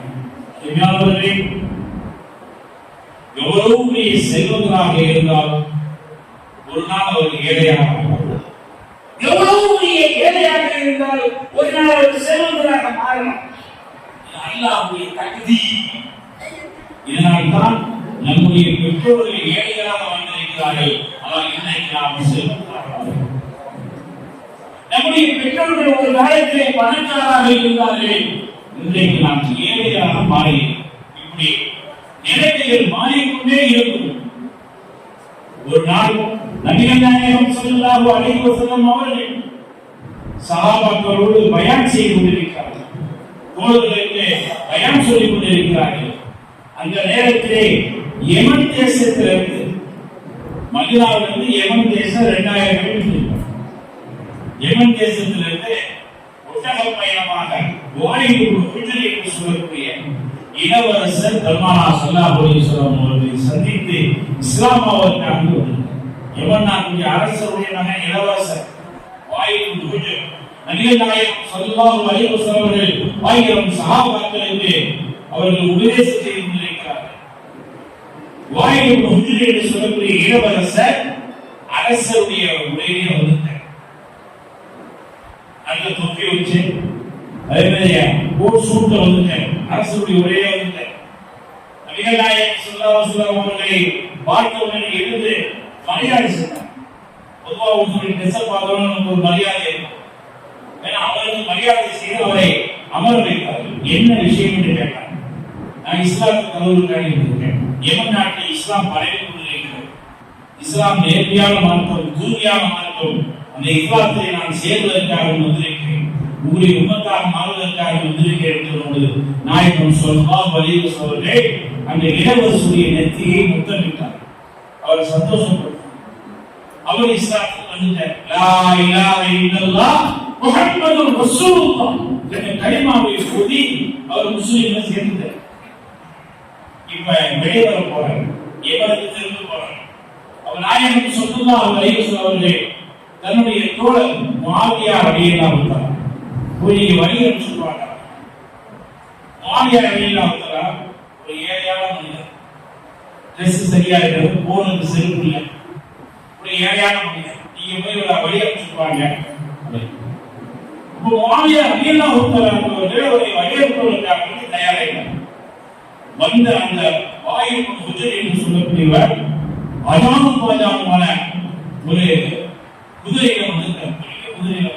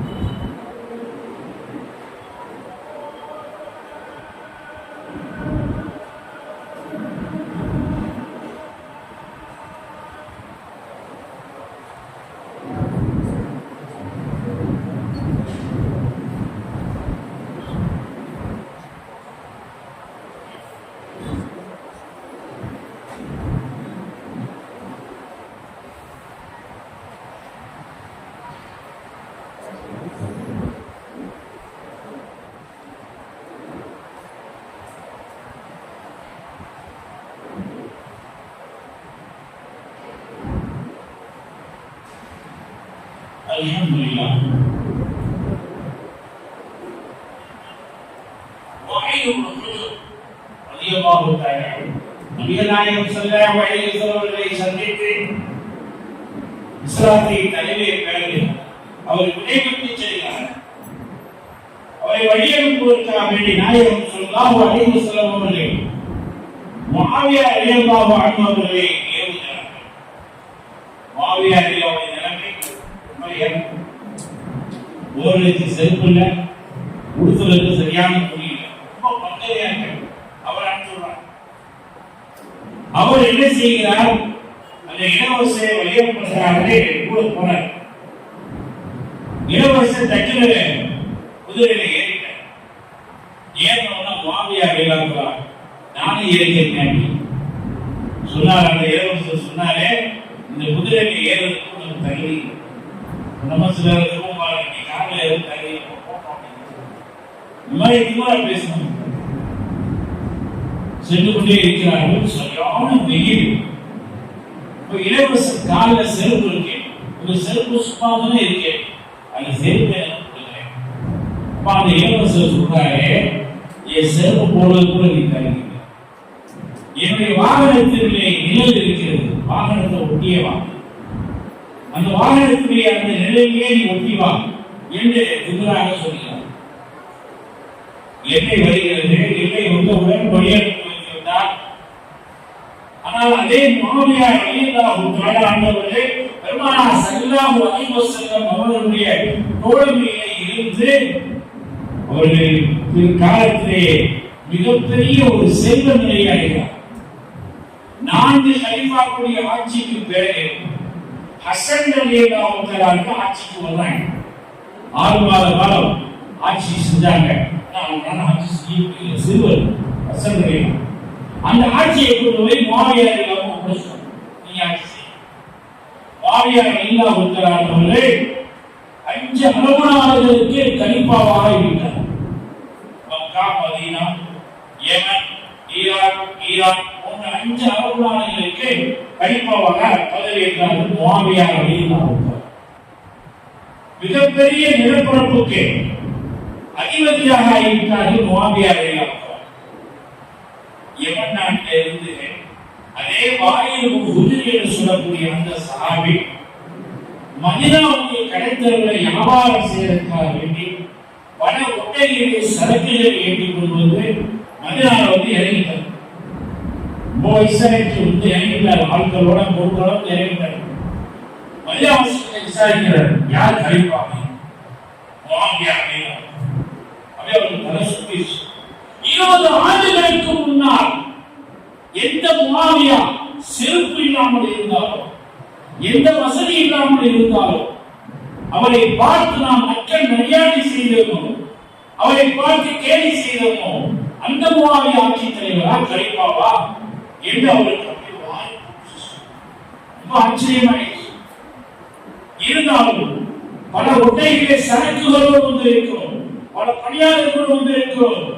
திரும்பவும் எகிப்து நாட்டுக்கு சென்றார். பெருத்த நஷ்டம் ஏற்படும், வியாபாரத்திலே மிகப்பெரிய ஒரு அடி ஏற்படும் என்பதை நினைத்து அவர் தன்னுடைய மனதை தேற்றிக் கொண்டு, மனதை பலப்படுத்திக் கொண்டு கலீஃபா அவர்களை போய் சந்தித்து கிடைத்தவர்களை வியாபாரம் செய்வதற்கு அனுமதி வாங்க வேண்டும் என்ற அடிப்படையிலே கலீஃபா அவர்களை போய் சந்திக்க போகிறார். வாயில் ஹுஜூர் ரலியல்லாஹு தஆலா போய் கதவு திறந்தார். கதவு திறந்தா கலீஃபா முஆவியா கதவு திறந்து பார்க்கறாங்க. வாயில் ஹுஜூர் நிற்கிறார். 20 ஆண்டுகளுக்கு முன்னால் சந்தித்த அதே மனிதர் நிற்கிறார். அப்பொழுது நினைத்து பார்க்கிறாங்க, இவர் தானே ஒரு காலத்துல நம்ம ஒட்டகத்தில் ஏறதுக்கு தெரியல, வெயில நடக்க விட்டாரு, எதுக்குமே நம்ம நாய்க்கு சொன்னாரு, இவர் தானே அப்படின்னு யோசித்து பார்க்கிறாரு. கலீஃபா முஆவியா ரலியல்லாஹு தஆலா இருந்தாலும் எம்பெருமானார் ஸல்லல்லாஹு அலைஹி வஸல்லம் அன்னவருடைய அந்த சுன்னத்தை நினைத்து பார்க்கிறார். எம்பெருமானார் ஸல்லல்லாஹு அலைஹி வஸல்லம் அவர்களை மக்காவாசிகளை எவ்வளவு கொடுமைப்படுத்தினார்கள், எவ்வளவு கேவலப்படுத்தினார்கள், எவ்வளவு அவர்களை துயரப்படுத்தினார்கள், நாட்டை விட்டு விரட்டி அடித்தார்கள். மக்காவாசிகளிடத்தை பெருமானார் ஸல்லல்லாஹு அலைஹி வஸல்லம் திரும்ப செல்கின்ற பொழுது அந்த மக்காவாசிகளை பார்த்து மன்னித்தார்கள். அந்த மக்காவாசிகளை பார்த்து அவர்களை எதுவுமே செய்யாமல் பழிவாங்காமல் அவர்களுக்கு நல்ல தன்மையோடு நடந்து கொண்டார்கள் அல்லவா என்பதை நினைத்து பார்த்து நம்மை பழி வாங்கிய கேவலப்படுத்திய இன்சல்ட் பண்ணிய இதே மனிதர்களிடத்திலே நாம் சுண்ணத்தை கடைபிடிக்க வேண்டும் என்று முன்சிரிப்போடு அந்த வாயில் அவர்களை உள்ளே அழைத்து சென்று தன்னுடைய ஹலீஃபாவுடைய இருக்கையில் அமர வைத்தார். ஹலீஃபாவுடைய நாற்காலியிலே அமர வச்சார். யார ஒரு காலத்தில் ஒட்டகத்தில் அவர் அமர வைக்கிறார், கீழே நடக்க விட்டாரு, வெளியில நடக்க விட்டாரு. ஆனா அதே மனிதரை சந்திக்கும் பொழுது சஹாபாக்கள் எப்படி நடந்து கொண்டார்கள்? படையிலே நினைக்கவில்லை, பழி வாங்கவில்லை, தன்னுடைய கலிஃபாவுடைய நாற்காலியை உட்கார வைத்து அழகுவார். ஆயிரம் மனிதர் உட்கார்ந்த உடனே கலிஃபாவுடைய நாற்காலியை உட்கார்ந்தவுடன் தேம்பி தேம்பி அழுகிறார். அப்பொழுது சூரத் ஆல் இம்ரானில் வரக்கூடிய ஒரு வசனத்தை ஓதி பார்க்கிறார். குலில்லாஹும்ம மாலிகல் முல்க் துஸில் முல்க மன் தஷா வ தன்ஸில் முல்க மிம்மன் தஷா வ துஇஸ்ஸு மன் தஷா வ துதில்லு மன் தஷா பியதில் கைர் இன்னக அலா குல்லி ஷைஇன் கதீர். அரசருக்கெல்லாம் பேரரசர் அல்லாஹ்வாக இருக்கிறார். அவர் நாடியவர்களுக்கு ஆட்சியை கொடுக்கிறார், அவர் நாடியவர்களுக்கு ஆட்சியை கழட்டி விடுகிறார், அவர் நாடியவர்களுக்கு கண்ணியத்தை கொடுக்கிறார், அவர் நாடியவர்களை இழிவுபடுத்துகிறார். அவன் கைவசம்தான் நன்மைகள் இருக்கிறது. நிச்சயமாக அவனே எல்லா பொருட்கள் மீதும் சக்தி பெற்றவனாக ஆற்றலுடையவனாக இருக்கிறார் என்ற இறை வசனத்தை நினைத்து பார்க்கிறார்கள், ஓதி பார்க்கிறார்கள், ஓய்கிறார். ஒரு நாயகத்திற்கு முஆவியாவை ஒரு சாதாரண மனிதராக நாம் நகைத்தோமே, படித்தோமே, பேசினோமே. ஆனால் அதே முஆவியா இன்றைக்கு மிகப்பெரிய அளவனாருக்கு கலிஃபாவாக ஆட்சித் தலைவராக ஆக்கப்பட்டிருக்கிறார் என்று சொன்னால் இது அல்லாஹ்வுடைய வல்லமை, இது அல்லாஹ்வுடைய குதிரத் என்பதை நினைத்து பாருங்கள். முஆவியா ரலியல்லாஹு தஆலா அவர்கள் சொன்னார்கள், உங்களை நான் மன்னித்து விட்டேன், படையெல்லாம் நினைக்கிறேன், நான் படையலை நினைத்து உங்களை நான் பழிவாங்க மாட்டேன், உங்களை நான் மன்னித்து விட்டேன், உங்களை நான் கௌரவப்படுத்துகிறேன், சண்டைப்படுத்துகிறேன் என்று 14 கடைத்தெருவிலே வியாபாரம் செய்வதற்காக அனுமதி சீட்டையும் கலிஃபா முஆவியா அவர்கள் வழங்கினார். அதற்கு நபிகள் நாயகம் ஸல்லல்லாஹு அலைஹி வஸல்லம் சமுதாயமாக இருக்கின்ற நாம், அவர்களுடைய உம்மத்திலே இருக்கின்ற நாம் யாரையும் நாம் பழிவாங்க கூடாது. நமக்கு யாராவது கெடுதி செய்து விட்டால், யாராவது நமக்கு தொந்தரவு தந்து விட்டால் அதற்கு பதிலாக நாம் செய்யக்கூடாது. இதுதான் பரிபூர்ணமான ஒரு முஸ்லிமுடைய அடையாளம். நபிகள் பெருமான் ஸல்லல்லாஹு அலைஹி வஸல்லம் அவர்கள் சொல்வார்கள், சில்மன் கத்அக வஃரம்ம பலக வஹ்சின் இலா மன் அஸா இலைக. உன்னை துண்டித்து வாழக்கூடியவர்களுக்கு நீ போய் இணைந்து வா, உனக்கு தீங்கு செய்தவருக்கு உபகாரம் செய், உனக்கு அநியாயம் செய்தவரை மன்னித்து விடு என்று மாணவி ஸல்லல்லாஹு அலைஹி வஸல்லம் பதிலுக்கு பதில் செய்வது மூசா அலைஹிஸ்ஸலாமுடைய கூட்டம். பதிலீசவர்கள் பதிலுக்கு பதில் செய்வான், அடிச்சா அடிப்பான், வெட்டினா வெட்டுவான். யாரு? பதிலீசவர்கள். இப்ப யூதர்கள் சொல்ற யூதர்கள் நீங்க உலகத்தை என்ன குழப்பம்னா 102% தான் யூதர்கள் இருக்காங்க. ஆனா அந்த யூதர்கள் தான் கிறிஸ்தவர்களை தூண்டி விட்டு உலகமெல்லாம் குழப்பம் நடக்குது. ஏன்னா யூதர்களுக்கு மன்னிக்கக்கூடிய குணம் இல்லை, பழிக்கு பழி வாங்கக்கூடிய குணம், பகரத்துக்கு பகர வாங்கக்கூடிய குணம். ஆனால் நாயகம் ஸல்லல்லாஹு அலைஹி வஸல்லம் அவர்கள் உண்மையான மனிதநேயத்தை எடுத்து காட்டினார்கள்.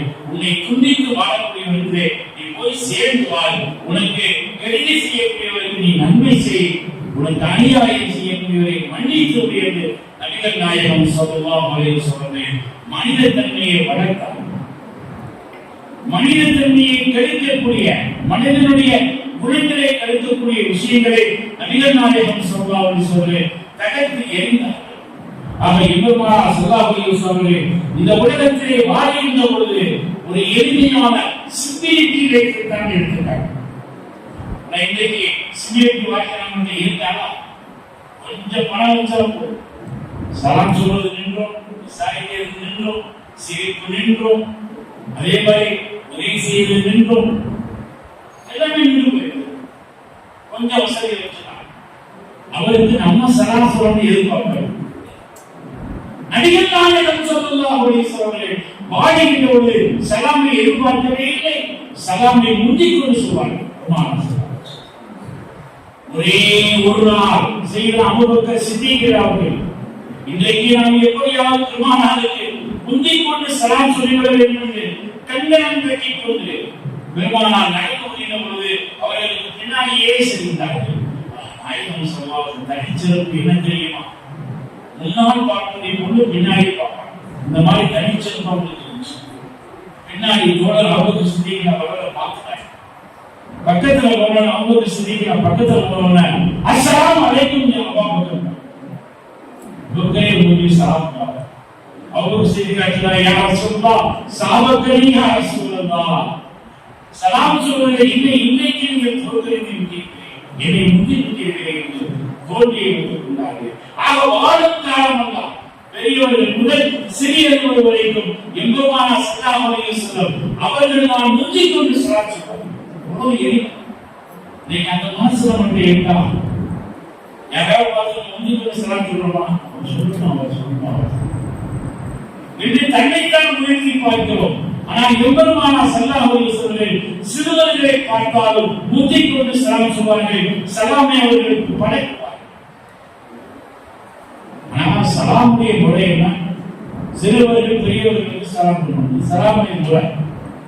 ஆனால் நபிகள் நாயகம் ஸல்லல்லாஹு அலைஹி வஸல்லம் சிறுவர்களுக்கு சலாம் சொல்லக்கூடிய பழக்கத்தை உருவாக்குவதற்காக அவர்கள் முந்திக் கொண்டு சிறுவர்களுக்கு சலாம் சொல்வார்கள். சலாம் இவ்வளவு பெரிய மகிழ்ச்சி நமக்கு கொடுக்க தெரியுமா? Good morning, good evening, good night எல்லா இடத்துலையும் சொல்ல முடியாது. ஒரு இடத்துல மௌத்து உண்டாயிருச்சு, காலையில மௌத்து உண்டாயிருச்சு, அந்த வீட்டில் போய் குட் மார்னிங் அப்படின்னு சொல்லணும். நல்ல காலம் அப்படின்னு அவ்வளவு நம்ம அழைச்சு நோச்சுக்கணும். மத்தியானம் மௌத்து வந்துருச்சு அப்படின்னு சொல்ல முடியுமா? சொல்ல முடியாது. ஆனா இந்த சலாம் என்ற வார்த்தையை சந்தோஷத்திலே சொல்லலாம், துக்கத்திலே சொல்லலாம். அஸ்ஸலாமு அலைக்கும் என்று சொன்னால் உங்கள் மீது அமைதி உண்டாவதாக, உங்கள் மீது சாந்தி உண்டாவதாக அப்படின்னு அமைதி சாந்தி என்பது எல்லா நேரத்திலையும் தேவை, துக்கத்திலையும் தேவை, சந்தோஷத்திலையும் தேவை. ஆக இப்படி அல்லாஹ் ஷாரா கொடுத்தாரா நபிமார்கள் மூலமாக சலாம் சொன்னது முதல்ல ஆரம்பிச்சாங்க. முதல்ல சரணம் அப்படியே நபிமார்கள் மூலமாக சொல்வதற்கு இந்த உம்மத்து வரைக்கும் அஸ்ஸலாமு அலைக்கும் என்ற இந்த உயர்ந்த வார்த்தை நமக்கு வந்துட்டே இருக்கு. ஆனா இன்னைக்கு சலாம் சொல்ற சமூகத்தில் அவர் சொல்லிட்டு நம்ம சலாம் சொல்றோம். எங்க சேலத்துல இந்த மாதிரி ஒரு பயணம் பண்ண சலாம் பண்ணி எல்லாமே சலாம் சொல்ல ஆரம்பிச்சோம். அஞ்ஞானவர்களே, சலாம் என்பது நமக்கு சலாமத்தான வாழ்க்கையை கொடுக்கும், மகிழ்ச்சியான வாழ்க்கையை கொடுக்கும். தெரிஞ்சவங்க இருந்து மொத்தமாக சலாம் கொடுங்க, தெரியாதவங்க சொல்லுங்க. ஆக நம்ம சலாம் சொல்வதிலே முந்திக் கொள்ள வேண்டும். நபிகள் நாயகம் ஸல்லல்லாஹு அலைஹி வஸல்லம் வாழ்க்கை முழுவதும் யாரையுமே சலாம் சொல்வதற்கு முந்தச் செய்யவில்லை, அவர்களை முந்தினார்கள். ஆரம்பமா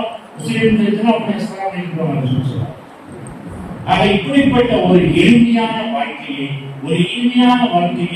எம்பெருமான ஸல்லல்லாஹு அலைஹி வஸல்லம் வெளிப்படுத்தினார் என்று சொன்னால் அப்படிப்பட்ட ஒரு வாழ்க்கையை நாமும் வெளிப்படுத்த வேண்டும். அருமையானவர்களே, முஆத் இப்னு ஜபல் ரலியல்லாஹு அன்ஹு ஒரு சிறந்த சஹாபி. அந்த சஹாபியை யமன் நாட்டுக்கு கவர்னராக ரசூல் ஸல்லல்லாஹு அலைஹி வஸல்லம் வைத்தார். அப்படி அனுப்பி வைக்கும் போது நபிகள் நாயகம் ஸல்லல்லாஹு அலைஹி வஸல்லம் அவரை ஒட்டகத்திலே ஏறச் சொன்னார். ஒட்டகத்திலே ஏறி பார்த்து அவர் ஒட்டகத்திலே ஏறி பார்த்து விட்டார். நபிகள் நாயகம் ஸல்லல்லாஹு அலைஹி வஸல்லம் அவர்கள் ஒட்டகத்தினுடைய கடிவாளத்தை பிடித்துக் கொண்டே கொஞ்சம் தூரம் அவரை பயணம் அளித்தார். இப்போ மாதிரி சொன்னாங்க, யாரும் சொல்ல நான் மேல இருக்கேன், நீங்க கீழே இருக்கீங்க, நான் சாதாரணமான ஒரு தோழர், நீங்க அல்லாஹ்வுடைய தூதர், அல்லாஹ்வுடைய ரசூல், நீங்க கைவாளத்துக்கு சொல்றது சரியில்லையே. சொன்னாங்க, நீ சாதாரண ஆளுங்க, யமன் நாட்டுக்கு கவர்னராக நினைச்சிருக்கேன், பதவி இருக்கிறாய், அந்த பதவியை மனசுல வச்சுக்க, இன்னைக்கு சாதாரணமான ஒரு சமூகத்துக்கே தலைவராக எவன் நாட்டுக்கு பொறுப்புதாரே ஆக போற. அதனால இனிமேல் உங்களுடைய அந்தஸ்தை நீங்கள் நினைத்துக்கொள், உங்களுடைய பதவியை நினைத்துக்கொள்ள நீ செயல்படு. இந்த நபிகள் நாயகம் சொல்வாங்க, அந்த பதவியினுடைய வலிமையை எடுத்துக்கிறாங்க. இதுவரைக்கும் சாதாரண ஒட்டத்தில் உட்கார்ந்தீங்கன்னா எவன் நாட்டுடைய கவர்னர் ஆளுநர். அதனால இந்த ஒரு பவரோடு நீ என்ன செய்ய, எவன் நாட்டில் போய் மாதிரிகளில் அவர்கள் இறங்கி விட்டாங்க. இறந்த உடனே நீ எவன் வாசிக்க முகமது ஸல்லல்லாஹு அலைஹி வஸல்லம் அவர்களை கேட்டாங்க. அந்த முகமது நபியுடைய பற்றி நாங்கள் ஒரு பேட்டி கேட்கிறோம், ஒரு அவரை பற்றி நாங்கள் விசாரிக்கிறோம், நீங்க அதை பற்றி அவரை பற்றி சொல்லணும் அப்படின்னு கேட்கிறோம். முதல்ல கேட்டாங்க முகமது நபியுடைய தொழுகை ரலியல்லாஹு சொன்னார்கள், தௌரீமா முகமது நபியுடைய தொழுகை கால் நீங்கக்கூடிய அளவுக்கு, கால் நீங்கக்கூடிய அளவுக்கு நம்ம கால் வச்சு தொழுகை. நீ நம்முடைய இமம் காலுடைய கை வைத்து நம்ம உட்கார்ந்து கொடுக்கணும், அந்த தொழுகை விட்டுரும். ஆனால் நபிகள் நாயகம் ஸல்லல்லாஹு அலைஹி வஸல்லம் அவர்கள் கால் நீங்க தொழுவார்கள் என்று சொன்னார். அல்லாஹ் எந்த அளவுக்கு நன்றி அவர்கள் வெளிப்படுத்துகிறார். இன்னைக்கு பையன் நிறைய சேர்ந்து வந்துச்சு, யாருன்னா சேர்ந்து சொல்லுவாங்க. ஆனால் நபிகள் நாயகம் ஸல்லல்லாஹு அலைஹி வஸல்லம் சொல்லுறாங்க, நபிகள் நாயகம் கால் நீங்க நின்று சொல்றாங்க. ரொம்ப முடியல, முடியல, ஏதாவது ப்ராப்ளம் ஏற்பட்டு அப்படி செய்த பார்த்துக்கலாம். நீங்க யாரு வேணாலும் செய்ய ஸ்டைலா போட்டுப்பாங்க. உண்மையானவர்களே, நபிகள் நாயகம் ஸல்லல்லாஹு அலைஹி வஸல்லம் தொழுகையை பற்றி கேட்டாங்க. முஆதுல இருந்தாங்க, தவறமத்து தௌரீமா, அந்த நபி நீ கால் நீங்க தொழுகிறாய் என்று சொன்னாங்க. அடுத்ததாக அந்த குணத்தை, அந்த நபியுடைய குணத்தை பற்றி சொல்லணும்னு முஆதுல சொன்னாங்க, கால குலுகு அதீமா, அந்த நபியுடைய குணம் மகத்தானதாக இருக்கு. குணம் வந்து 3 வகையில் இருக்கு. குலுக்கே கை, குலுக்கே ஹசன், குலுக்கே அதீம். குலுக்கே கை சங்கியான குணங்கள் மூசா நபிக்கு போடுவது. மூசா நபியுடைய சங்கியான குணம் என்னன்னா, ஒருத்தர் தவறு செஞ்சா அவருக்கு அதே மாதிரி தவறு செஞ்சு படிக்க போய் வாங்க. மூசா நபியுடைய பனி இஸ்ரவேலர்களுடைய குணம், யூதர்களுடைய குணம். ஈசா நபியுடைய குணம் குலுக்கே ஹசன். ஒருத்தர் வந்து தவறு செஞ்சா அவருக்கு ஒரு கணத்துல அடுத்த இன்னொரு கணத்துக்கு அனுப்பிடும். வீட்டுக்கு அவர் தவறு செய்யறதுக்கு அவர் இருக்கும்.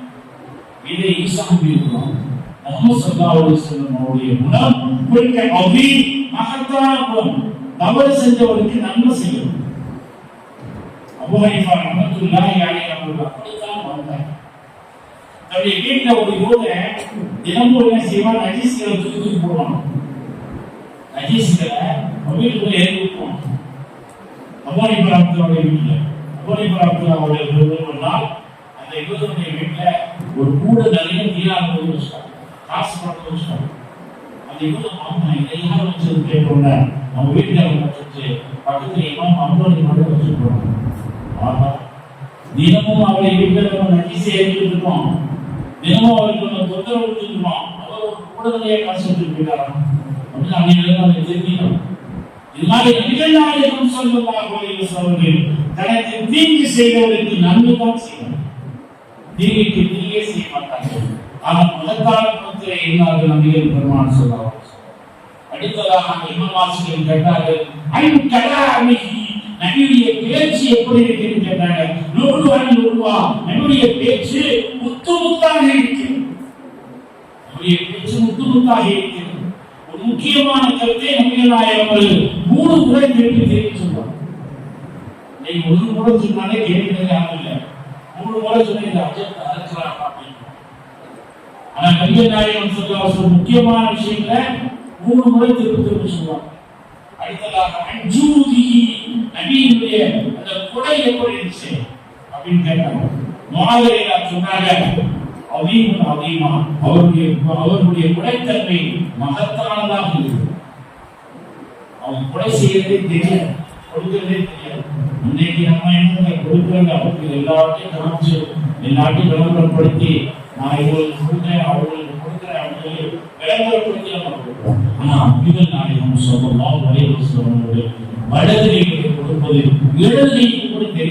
சமாதானம் அந்த அளவுக்கு மன்னிச்சு கொடுப்பாங்க. அவருடைய நோவும் பாதிக்காத அளவுக்கு கொடுப்பாங்க. நீங்க முன்னாலே ரம்ஜான் கைதி சட்டை கொடுக்கணுமா போச்சு, எல்லாத்தையும் கொடுத்து வசதியில் முக்காட்டி நான் கொடுத்தேன் விளம்பரப்படுத்தி அந்த தர்மத்தை நம்பி போடும். ஆக நபிகள் பெருமான் சொன்னார் அவர்கள் கொடுப்பதை விட மகத்தான ஒரு குணத்தை எடுத்துட்டாங்க, சாதாரண குணத்தை எடுத்துட்டாங்க. அடுத்ததாக கேட்டார்கள் அந்த சகரி அந்த நபியுடைய முடி எப்படி இருக்கின்றன, ஹரீரம் ஹரீரா அந்த நபியுடைய முடி பட்டு மாதிரி இருந்துச்சு, பட்டு எவ்வளவு மென்மையா இருக்கு, அதுதான் நபியுடைய முடி மென்மையாக இருந்துச்சு. வாழ் மஜ்லிஸி நபியுடைய மஜ்லிஸ் எப்படி இருக்கு, அவருடைய சபை எப்படி இருக்கு, உடனே தக்குரம் தஃபக்குரா நபியுடைய சபை சிந்திக்கக்கூடியதாக ஆய்வுக்குரியதாக இருந்தது. வீண் நபியுடைய சபையில் உட்கார்ந்தா அறிவான பேச்சுக்கள் பேசப்படும், சிந்திக்கக்கூடிய விஷயங்கள் தான் பரிமாறப்படும் என்று சொல்லி காண்பித்தார்கள். அடுத்ததாக அந்த மக்கள் கேட்டார்கள் அந்த நபிக்கு வேற பேர் இருக்கான்னு கேட்டாங்க. முகமது ஒரு பேர் இருக்கு, வேற பேர் இருக்கான்னு கேட்டாங்க. உடனே பாருங்க வேற ஒரு பேர் இருக்கு, முகமது மஹமூது. மஹமூது என்ற பெயர் இருக்கிறது, ஆனால் முகமது என்பது உலகத்திலே உச்சரிக்கப்படும், மஹமூது என்பது மறுமையிலே ஆசிரத்திலே உச்சரிக்கப்படும். அப்படி ஒரு பேர் இருக்கிறது முஹாதர்கள் அவர்கள் சொல்லிட்டாங்க. அந்த மக்களை பார்த்து சொன்னாங்க, இவ்வளவு சிறப்புள்ள அந்த நபியை பார்த்து நீங்க என்ன சொல்ல தெரியுமா, சொல்லும் அழகி சலிமு தஸ்லீமா, அந்த நபியின் மீது சலாம் ஸலவாத் சொல்லுங்கள் என்று அந்த மக்களை கூறினார்கள். அருமையானவர்களே, நபிகள் நாயகம் ஸல்லல்லாஹு அலைஹி வஸல்லம் அவர்களுடைய சிறப்புகளை நாம் ஒவ்வொரு நாளும் பேசுகிறோம் என்று சொன்னார், அதை நம்முடைய நினைவுக்கு கொண்டு வருகிறோம் என்று சொன்னார். என்னுடைய அடிப்படை, என்னுடைய நோக்கம் என்னவென்று சொன்னால், நபியின் மீது நேரம் கிடைக்கும் போதெல்லாம் நாம் ஸலவாத் சொல்லிக் கொண்டே இருக்க வேண்டும். நம்முடைய நாவுடைய ஒவ்வொரு நேரமும் ஸலவாத் சொல்லிக் கொண்டே இருக்க வேண்டும். நாம் மறந்தாலும் அத்தியாயத்துக்கு பின்னாடி ஸலவாத் போகும், எல்லாம் ஓத வைக்கிறோம், நம்ம மறந்துடுறோம். ஆனா அத்தியாயத்துக்கு பின்னாடி என்ன செய்யறோம், ஸலவாத் ஓதும். சொல்லுவது அல்லாஹ்வுக்கு மட்டும்தான். ஆனா அந்த தொழுவுக்குள்ளே யார் இருந்தாங்க, நபியை கொண்டாங்க இல்லையா, நபியை கொண்டு வந்தாரா இல்லையா, அவங்க தொழுகைக்குள்ளேயே வருவாங்க. ரசூலுல்லாஹி ஸல்லல்லாஹு சொல்றதுன்னா தொழுகைக்கு வெளியே நம்ம ஸலவாத் சொல்ல வேண்டும், நம்முடைய நாவிலே ஸலவாத்துக்கு அதிகமாக வர வேண்டும். அப்படி ஸலவாத் சொல்லுகிற பொழுது ரசூலுல்லாஹி ஸலாம் இன்னல்லாஹ வ மலாயிகத்துஹு யுஸல்லூன அலன் நபி, நிச்சயமாக அல்லாஹ்வும் அவனுடைய மலக்குமார்களும் நபியின் மீது ஸலவாத் மட்டும்தான் சொல்லுவாங்க. அல்லாஹ்வும் அவனுடைய மலக்குமார்களும் நபியின் மீது ஸலவாத் மட்டும் சொல்லுவாங்க. யா அய்யுஹல்லதீன ஆமனூ ஸல்லூ அலைஹி வ ஸல்லிமூ தஸ்லீமா, ஈமான் கொண்ட முஸ்லிம்களே நீங்க நபியின் மீது ஸலவாத் சொல்லுங்க, ஸலவாத் சொல்லுங்க. நம்ம நபியின் மீது செய்யல ஸலவாத் சொல்லணும். ஏன் கிடைக்கணும், அஸ்ஸலாமு அலைக்கும் யா ரசூலுல்லாஹ், வீட்டுக்கு நுழையும் போது அஸ்ஸலாமு அலைக்கும் சொல்லணும், அதே அஸ்ஸலாமு அலைக்கும் யா ரசூலுல்லாஹ் சொல்லணும். ஆக நபியின் மீது ஸலவாத் சொல்ல வேண்டும், ஸலாம் சொல்ல வேண்டும். மதீனாவுக்கு நம்ம போயிட்டோம்னா ரவுதா ஷரீஃபுக்கு முன்னாடி நம்ம எடுத்த உடனே உமர் இல்லாமல் ஸலாம் சொல்லுவோம், அஸ்ஸலாமு அலைக்கும் யா உமர். அடுத்து ரசூலுல்லாஹ், அந்த பக்கம் அவங்க சொல்லிக்கிறார், ரசூலுல்லாஹ்வுக்கு ஸலாம் சொல்லிருக்காரு, ஸலவாத் அஸ்ஸலாத்து வஸ்ஸலாமு அலைக்க யா ரசூல், அஸ்ஸலாத்து வஸ்ஸலாமு அலைக்க யா ரசூல், ரெண்டு சேர்த்து சொல்றோம். அது அவங்க சொல்லிக்கிறார், ஸலாம் தான் ஸலவாத் ரசூலுல்லாஹ் பண்ணுவாங்க. ஆக அருமையானவர்களே, நபிகள் நாயகம் ஸல்லல்லாஹு அலைஹி வஸல்லம் அன்னவர்கள் மீது நாம் வாழும் போதெல்லாம் ஸலவாத் சொல்லிக் கொண்டே இருந்தால் நம்முடைய காரியம் லேசாகும். நம்ம ஒரு எடுத்து வச்சா ஓடுற மாதிரி காரியம் நடக்கும், நம்ம கையை துப்புரா பிடிக்கிற மாதிரி காரியம் நடக்கும். ஸலவாத்துக்கு அந்த அளவுக்கு சக்தி இருக்கு. நாம் வாழும் போதெல்லாம் ஸலவாத் ஸலாமை சொல்லி நபிகள் நாயகம் ஸல்லல்லாஹு அலைஹி வஸல்லம் அன்பையும் அருளையும் பெற்று நாம் இந்த உலகத்திலேயும் உயர்ந்தவர்களாக மறுமையிலும் உயர்ந்தவர்களாக வாழ்வதற்கு அல்லாஹ் நிச்சயமாக இந்த பயான்கள் கேட்ட விஷயங்களை அல்லாஹ் முடிந்தவரும் ஆட்சி செய்யக்கூடிய வாழ்க்கையை மக்கள் விவரத்தில் மாறி வளர்ந்துவாராக. வாசு தாவாக அல்ஹம்துலில்லாஹி ரப்பில் ஆலமீன்.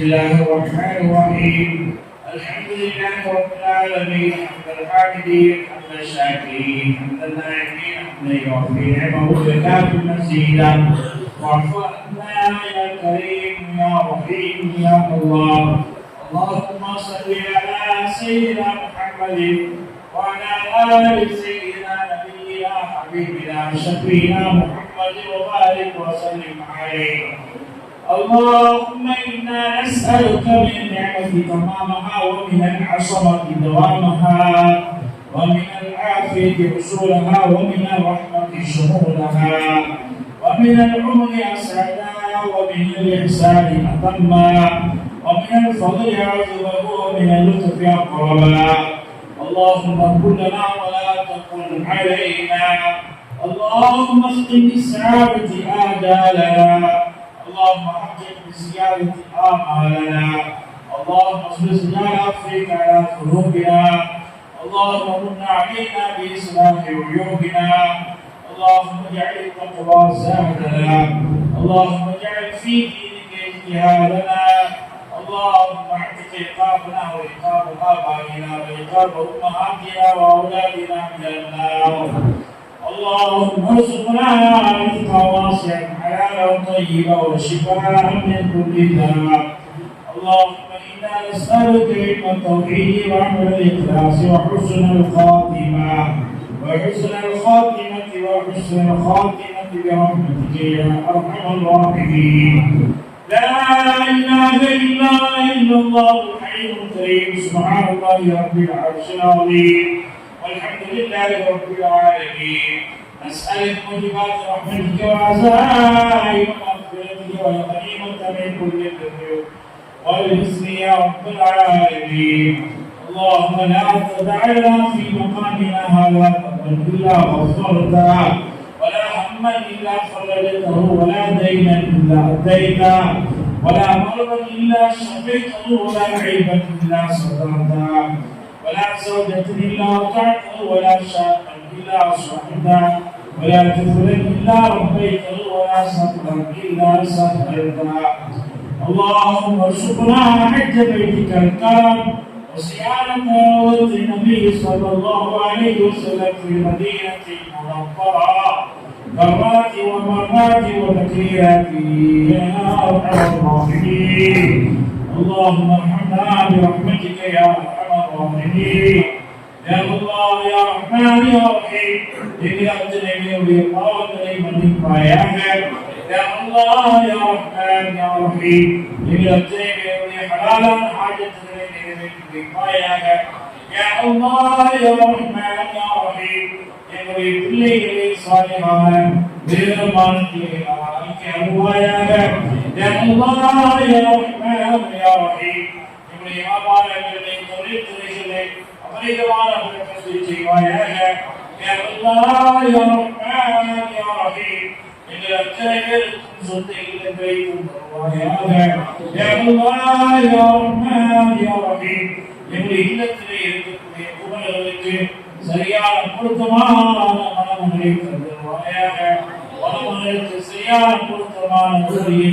தருவாயாக யா அல்லாஹ் யா ரஹ்மான் நீங்களாய் கொண்டிருக்கக்கூடிய கடன்களை அடைக்கச் செய்வாயாக யா அல்லாஹ் யா ரஹ்மான் யா ரஹீம் நாங்கள் இந்த உலகத்தில் வீடுகளை உருவாக்குகின்ற நேரத்தில் கடன் இல்லாமல் மகிழ்ச்சியோடு சந்தோஷத்தோடு உன்னை சந்திக்கக்கூடிய பாக்கியத்தை தருவாயாக யா அல்லாஹ் யா ரஹ்மான் யா ரஹீம் எங்களுடைய வாழ்க்கையை சொர்க்கத்தின் வாழ்க்கையாக ஆக்கிடுவாயாக யா அல்லாஹ் யா ரஹ்மான் யா ரஹீம் நாளை மஹ்ஷரிலே அமலை துணைகளில் எங்களை நீக்கி நாங்கள் சிராத்துல் முஸ்தகீம் என்னும் பாலத்தில் மின்னல் வேகத்திலே கடந்து சொர்க்கத்தை அடையக்கூடிய பாக்கியத்தை தருவாயாக யா அல்லாஹ் எங்களுடைய சிறிய வேண்டுகோளை ஜீவாயாக யா அல்லாஹ் இந்த விழாவுக்காக யாரெல்லாம் பங்கெடுத்து ஈடுபடுகின்றார்களோ அத்தனை பேர்களுக்கும் ஈடுபடுவதற்குரிய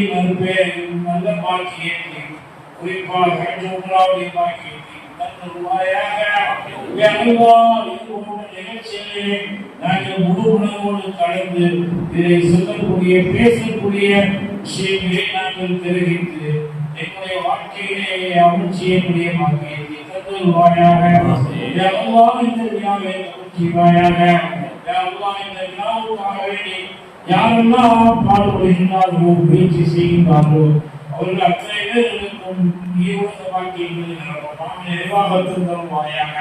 யா அல்லாஹ் இந்த விழாவை பெருமானார் ஸல்லல்லாஹு அலைஹி வஸல்லம் அவருடைய பரக்கத்தோடு தவிர்ச்சிவாயாக. ஏனைய நபிமாவுடைய பரக்கத்தை ஜீவாயாக. யா அல்லாஹ் உலகத்திலே இறைவனாக ويهديه طاعتنا صلى الله وسلم عليه அவருடைய துஆவை கொண்டு துஆவை ஜீவாயாக.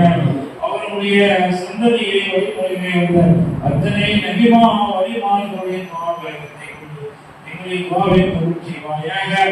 எங்களுடைய வாழக்கூடிய நல்லோர்கள் நாதாக்களே தாய்மார்களுடைய பரக்கத்தினால் எங்களுடைய துஆவை ஜீவாயாக. எங்களுடைய வாழக்கூடிய சிறார்களுடைய பரக்கத்தினால் எங்களுடைய துஆவை ஜீவாயாக. ربنا آتنا في الدنيا حسنة وفي الآخرة حسنة وقنا عذاب النار. وصلى الله تعالى وسلم على خير خلقه سيدنا محمد وعلى آله وأصحابه أجمعين برحمتك يا أرحم الراحمين والحمد لله رب العالمين.